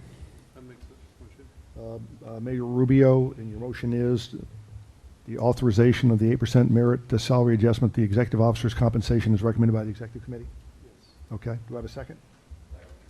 And Supervisor Potter is a second. Any discussion on the motion? Can I ask a parliamentary procedural question, which is if I wanted to put forth an alternate motion, is this the time to do it, or when does that happen? That would be after this motion is heard and voted upon. And voted on? Yes. Okay. She can entertain a substitute motion. Right. Well, And then we'd have to- an alternate or a substitute? I don't, thank you for, I don't even know enough to know what the question is. It's a substitute so- motion. It's a Substitute substitute motion, motion? it could be considered and it has to be voted on. I don't know what before we move on to the a regular. substitute motion would be. I don't know, maybe alternate motion doesn't even exist. Yeah, what do you want, what do you want to do? Thank you. The other mechanism is a friendly amendment to, Okay, and so has those to are be the two. accepted by the motion maker.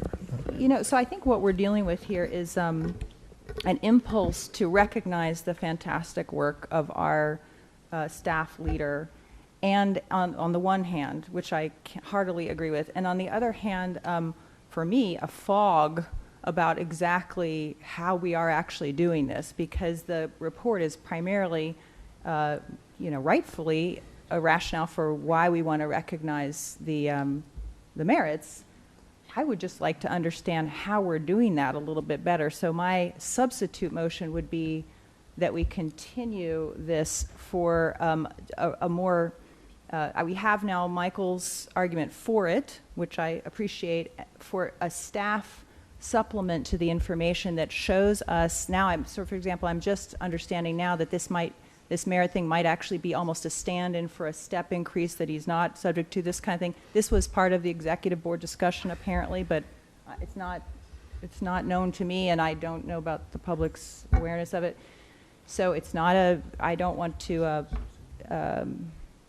pass judgment on this at all at this point. I would rather suspend judgment, and the substitute motion would be that we continue it for just one meeting and get that supplemental information, and we can let this piece stand and just add that to the staff report. Second. Who was that? David Brown. Okay. Okay, we have a motion by Mayor Pro Tem Beach and a second by who? David Brown. I'm sorry, I just heard her voice down there. You sound just like Mayor Rubio, you know, it's hard telling you two apart. Okay, for the substitute motion. Yes, Councilmember Lucius. Thank you. Actually, I just wanted to comment on the motion and say that I would support the motion because I do support this this idea of a performance bonus, but I also think that we owe it to the public to think outside the box a little bit about how we do it. So, for example, recently in Pacific Grove, we updated our city manager's contract, and it did include a salary increase of about $10,000. But the way we did it was we worked really hard to make sure that it was non-PERSable. So we put it in what was called a cafeteria plan, and I don't know if that's an official term or if that's one we made up. But it was basically kind of free money that he could use however he wanted, but it wasn't considered part of the salary. And so I just wonder if we do give this a little time, it may give us a better sense of different options we have in terms of whether we want this to be an actual one-time performance bonus, or do we want it to be a salary increase? And if we do want it to be a salary increase, is there a way that we can maneuver the money so that instead of costing us $20,000, it really costs us $16,000? And I just say that because I think we do need to be aware of how we spend the public's money. Thank you. Any other discussion on the substitute motion? So Yes, I would Supervisor Potter. just point out that, you know, I appreciate the intent of the motion. I don't have a problem with that, but I think what you're looking at is perhaps a 3-month delay. Because if you continue it and then you vote it next month and there's still somebody who's just inherently opposed to any raise, it'll get continued for a second vote. That'll put you out 3 months. The other option is to go ahead and take the recommendations, have the vote today on the main motion, and then go ahead and have that information before us for the second vote. That's if we're interested in saving basically a quarter of a year. And if the second vote is not passed, then it kills the vote in the first place. So that still would have the same effect if there were problems with the motion in the first place. But may I just Yes, ask a question? Councilmember Morton. This issue happens all the time in family law court, is that you make a motion and you don't get heard for 3 months. But what we do is we reserve on retroactivity.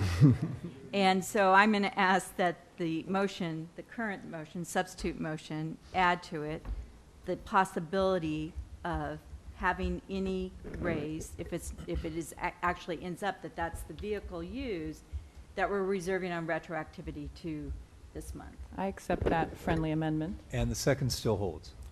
Okay, any other discussion on the substitute motion? Could I just get clarification Mayor. on the amendment there? Go ahead and say it again, What please. clarification? As The- to- so- Is so if in fact the rent, the rent. Yeah, we're renting them.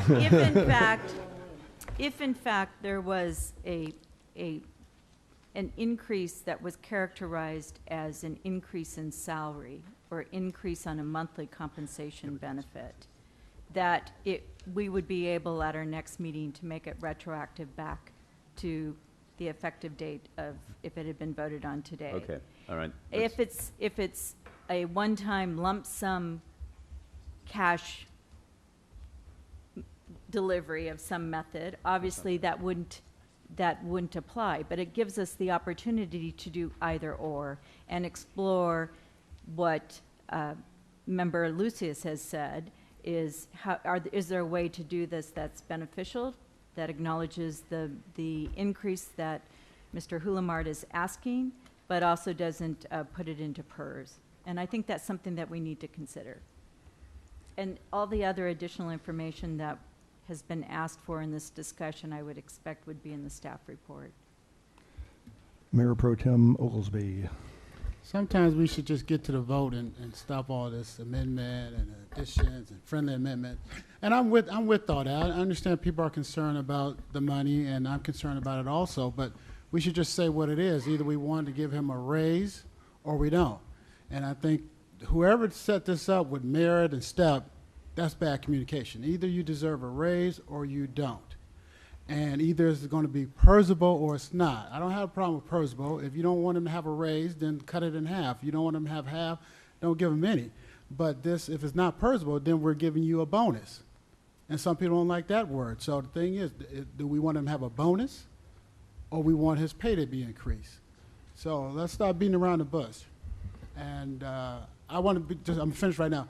I think what Dave was trying to do was exactly the right thing we should be doing.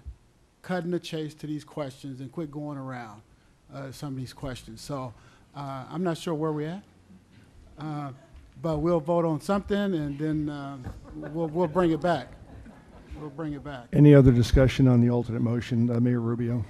Yeah, I think I agree with the pro tem and with Mr. Potter here in the respect that I'm going to be voting no on the substitute motion and expecting that when we get to the next motion that it's probably not going to reach it's not going to be unanimous, and that we can fill in the gaps at the next meeting, and that'll be good enough. Councilmember Brown. It occurs to me that if ultimately we give Mr. Hulamard a bonus, and I'd also like to comment that when I was on this board, I was very impressed by Mr. Hulamard's work, and I certainly think he does deserve a raise or a bonus. I would be more comfortable seeing a history over time, a graph, salary versus time. But in the event this gets delayed until January, and we wind up giving him a bonus, he won't have to pay taxes on that until 2016. Okay. I can't answer that one. And that's a bonus on top of a bonus. Okay, any other discussion on the motion? I'd just like to make one comment.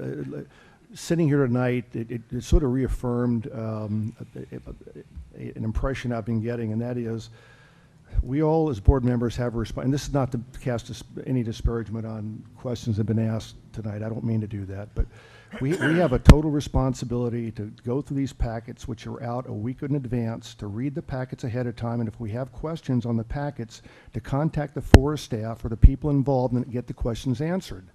Tonight, and I'm not just saying here, but there were so many questions tonight that were obviously from the packet after we read the packet, or there were questions that were not germane or could have been asked of the staff ahead of time or after the fact, and we're spending hours and hours going over the same questions as though we want to hear ourselves speak.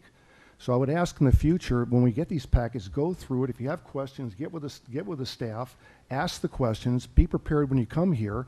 And the only questions we should have when we're here are questions that are elicited by a specific briefing of something you're going, aha, I didn't catch that when I went through my packet. But it's as though that we're starting from scratch with some folks not reading the packet, hearing the briefing for the first time and going, oh my God, I don't know what's going on. So it's just a frustration I've had, and these meetings are far longer than they need to be because of all the questions that were already answered in the packet itself. With regard to the executive officer compensation, we've had it for a week. If there were questions or if there was something wrong with the packet, fine. Contact the staff when you get it and say, you guys screwed up. We need this, or we need this, or here's a question, so we have all the information, because otherwise what we do is we delay from 1 month to the next month, and then the next month, and the next month, and it's not fair on the staff, and it's not fair on everybody's time right here, just wasting time asking questions. So sorry for the frustration, but it just, tonight a lot of these questions were coming up. Okay, we've had the motion and the second. Does anybody need to repeat the motion? I think we all know what the motion is, the substitute motion. Let's have a roll call vote, please. Okay, this is the substitute motion made by... Substitute motion. Okay. Mayor Pro Tem Beach? Yes. Chair Edelin? Nay. Mayor Gunter? No. Councilmember Lucius? Yes. Councilmember Morton? Yes. Councilmember Brown? Yes. Mayor Pro Tem Oglesby? No. Supervisor Parker? Mayor Pendergrass? No. Supervisor Potter? No. Mayor Rubio? No. Mayor Della Sala? No.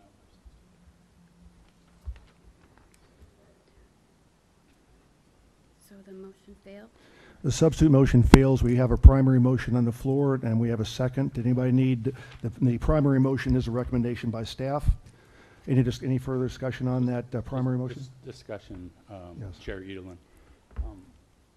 I know Michael has done an outstanding job. I served as a member of FORA my first 3 or 4 years as mayor of Monterey. So no question about his ability and his influence and his ability to affect change positively in this community.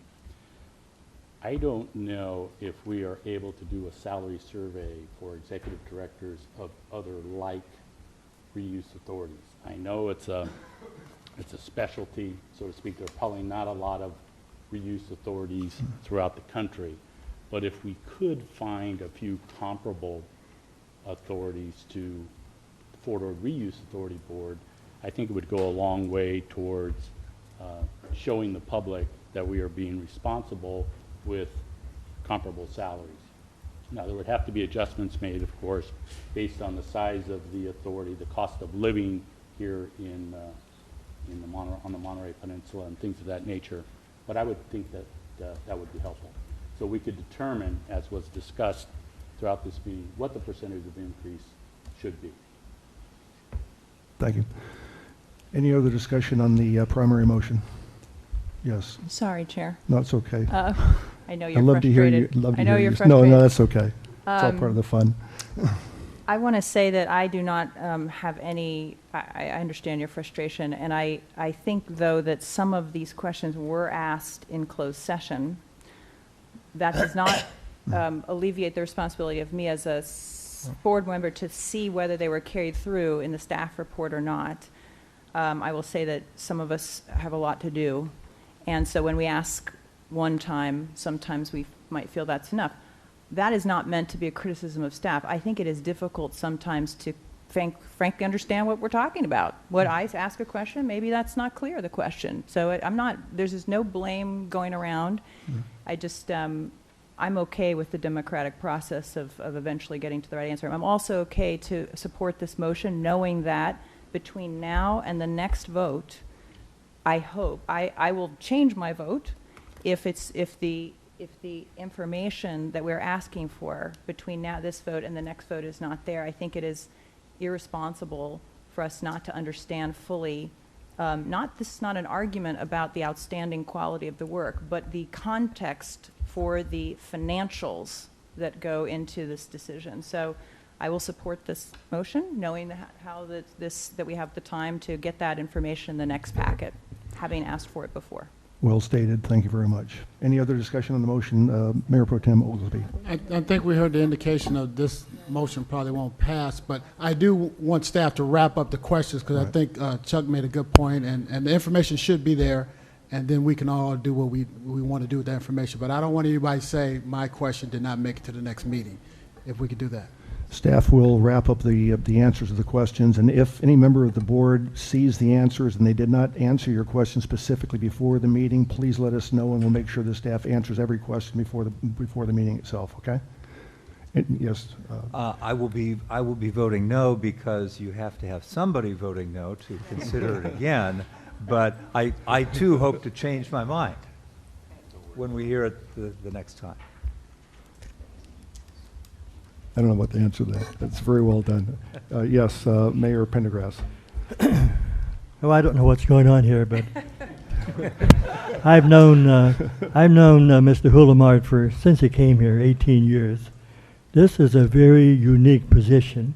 So if you want to play politics with your equation, that's really sad. I think this man has done an outstanding performance dealing with national issues. There is no position like this one.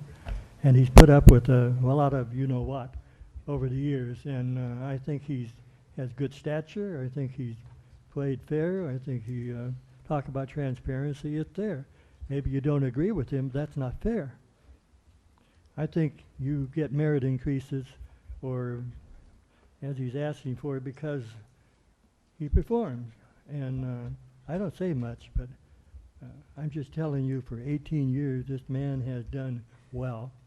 He's operated under different boards, some worse than this one, but he's a great man. And so I just vouch for him and say that he really deserves this.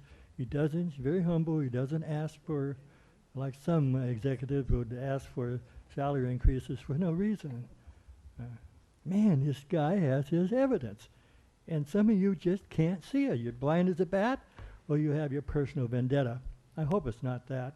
So I intend to support the motion for the increase that he's asked for. And I hope you change your mind, some of you. If you don't, I think, my opinion, you're not being fair. There's other ulterior motivation. And if that's the case, Mayor I think you Pendergrass, I'm better sure admit it. everybody here has honorable motives and that they're looking at. Pardon me? I'm sure everybody here has honorable motives in what they're trying to do, so I Well, appreciate it. yeah. Okay, Mayor I've Gunter. been pretty quiet, but I will say one thing. The good news is for everybody here, the general election will be over so that you won't have that to fear when you vote it the next time because we appear to be voting twice on everything at this board. So if we push it out far enough, FORA will be done. Okay, any other discussion? Let's have a roll call vote, please. Mayor Pro Tem Beach, This is not a political vote for me. It's about information and transparency and the public trust, and I'm going to vote no. Chair Edelin, Aye. Mayor Gunter, Aye. Councilmember Lucius, Councilmember Morton, For the same reasons echoed by Councilmember Beach, I am saying no. I want the additional information to be available to the public. Councilmember Brown, For the same reason, I'm saying no, and I resent the almost personal attack by Mayor Pendergrass. Mayor Pro Tem Oglesby, For the same reasons, I'll be voting yes. Supervisor Parker, Mayor Pendergrass,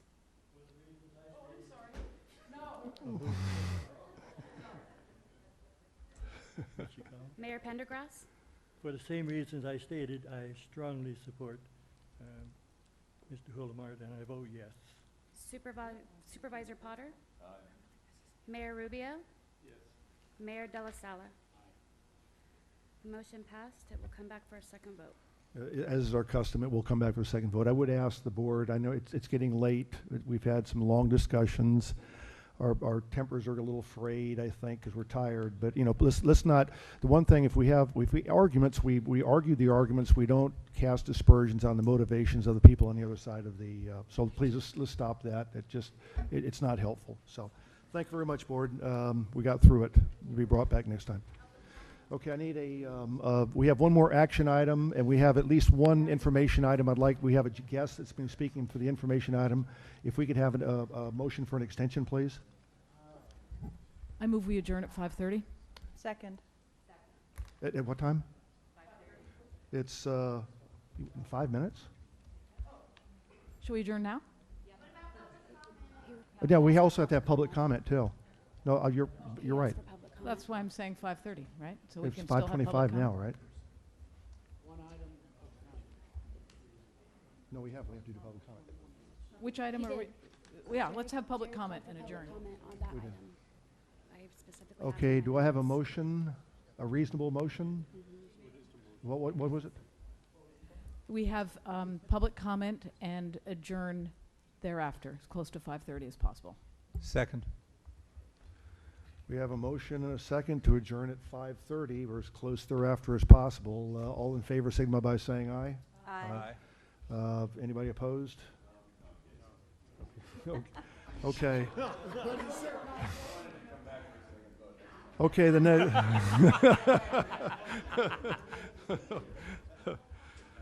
This feels so good when the beatings stop, you know. Next, we have the God's Country land sales transaction. Michael, take it away, please. No, I'm sorry. So we're going to do public comment first. That's the. Public comment only. So is it the wish of the board not to continue? We do have a guest that's been sitting here for 3.5 hours that would like to make comment on at least one thing. It's fine, I'm tired and Or I'll tell you what, you may, no. Here's what we'll do. We'll have public comment. You make your comment, since it's not agendized, since we're going to be adjourning, you can make your comment during a public comment. No, it's only fair for you. Okay, let's go to public comment period, ladies and gentlemen. Through the chair, Yes. you're authorized to extend public comments time for. I'll do that, but that means the rest of the action items we can just put on until next month. Okay, I'm opening public comment period. Any member of the public wishing to address the board may do so on any item not on the agenda or about a prevailing wage. I've got 3 minutes, please. Ma'am. I wish this could go on. I have a flyer to show you. It's on the other side. Yes, battle fatigued and weary FORA reps. This is an announcement about the 5th Annual Veterans Day celebration at the Marine Equestrian Center Park and the chance to tour the historical buildings that just got put on the National Register of Historic Places. And our focus this year is the Vietnam War, with a talk on the Vietnam War, the view from Fort Ord, living historians, flash museum of the Vietnam War era, including Viet Cong items. I hope you'll come, and I hope you'll enjoy yourself and forget blissfully this afternoon. Thank you very much. Next public comment speaker. Good evening, or good afternoon. My name is Don Hofer. I'm with Marina Community Partners. And just a quick update for you. I was hoping to give a little bit more extended comment during the prevailing wage discussion. Michael and I had discussed possibly that I would do that, but since it doesn't look like we'll get to that, I figured I'd jump up here and give you a quick update. The Dunes project has started residential work. After, 10 years, we've been pushing to get to the construction of homes, and I'm happy to report today that next week we'll be pouring our first foundations. It's not without a lot of hard work and some really disappointing news, unfortunately. And the disappointing news is the cost of residential prevailing wage is finally upon us. We understand it better than we ever thought we would, or that we would have to in some ways. And the report I'm going to give you today is that the cost of residential prevailing wage on Fort Ord is 80%. If you figured that a home might cost $80 a square foot, the actual cost is $154 a square foot to build the house. Why is that? Primarily that's because there is no residential prevailing wage determination for Monterey County. Mr. Rubio, respectfully, there are 2 prevailing wage determinations that stand today. One of them is for the carpenters, thank you, and the other is for plumbers specific to fire sprinklers. That's it.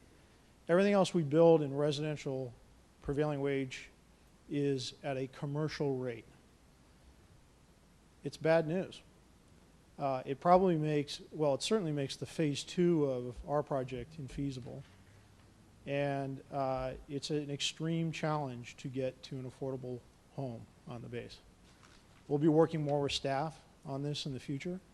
But our goal in the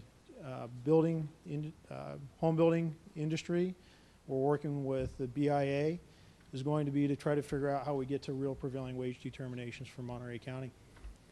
And I'll probably be up here again in the future with staff and others asking for FORA's help to get there. Thank you. Thank you, sir. Next public speaker, please.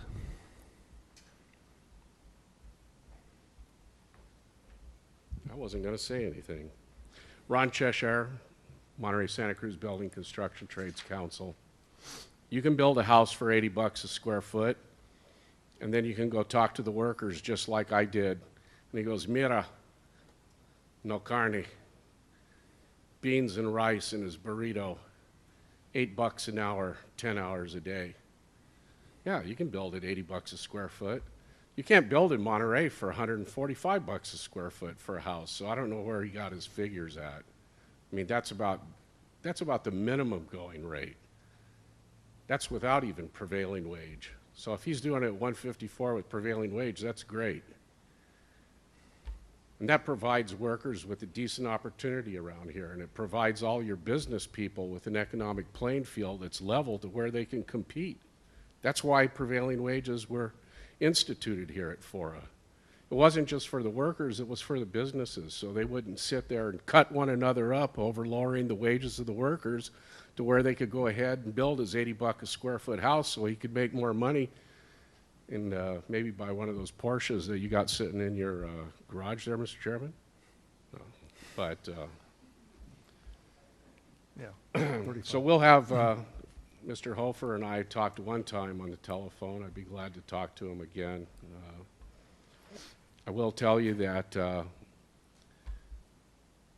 there are no residential rates in this area except for the carpenters at 62 cents less than their normal pay, and for sprinkler fitters. Residential rates were instituted in the state of California back in about the late 90s or mid 90s. There's just a general prevailing wage determination.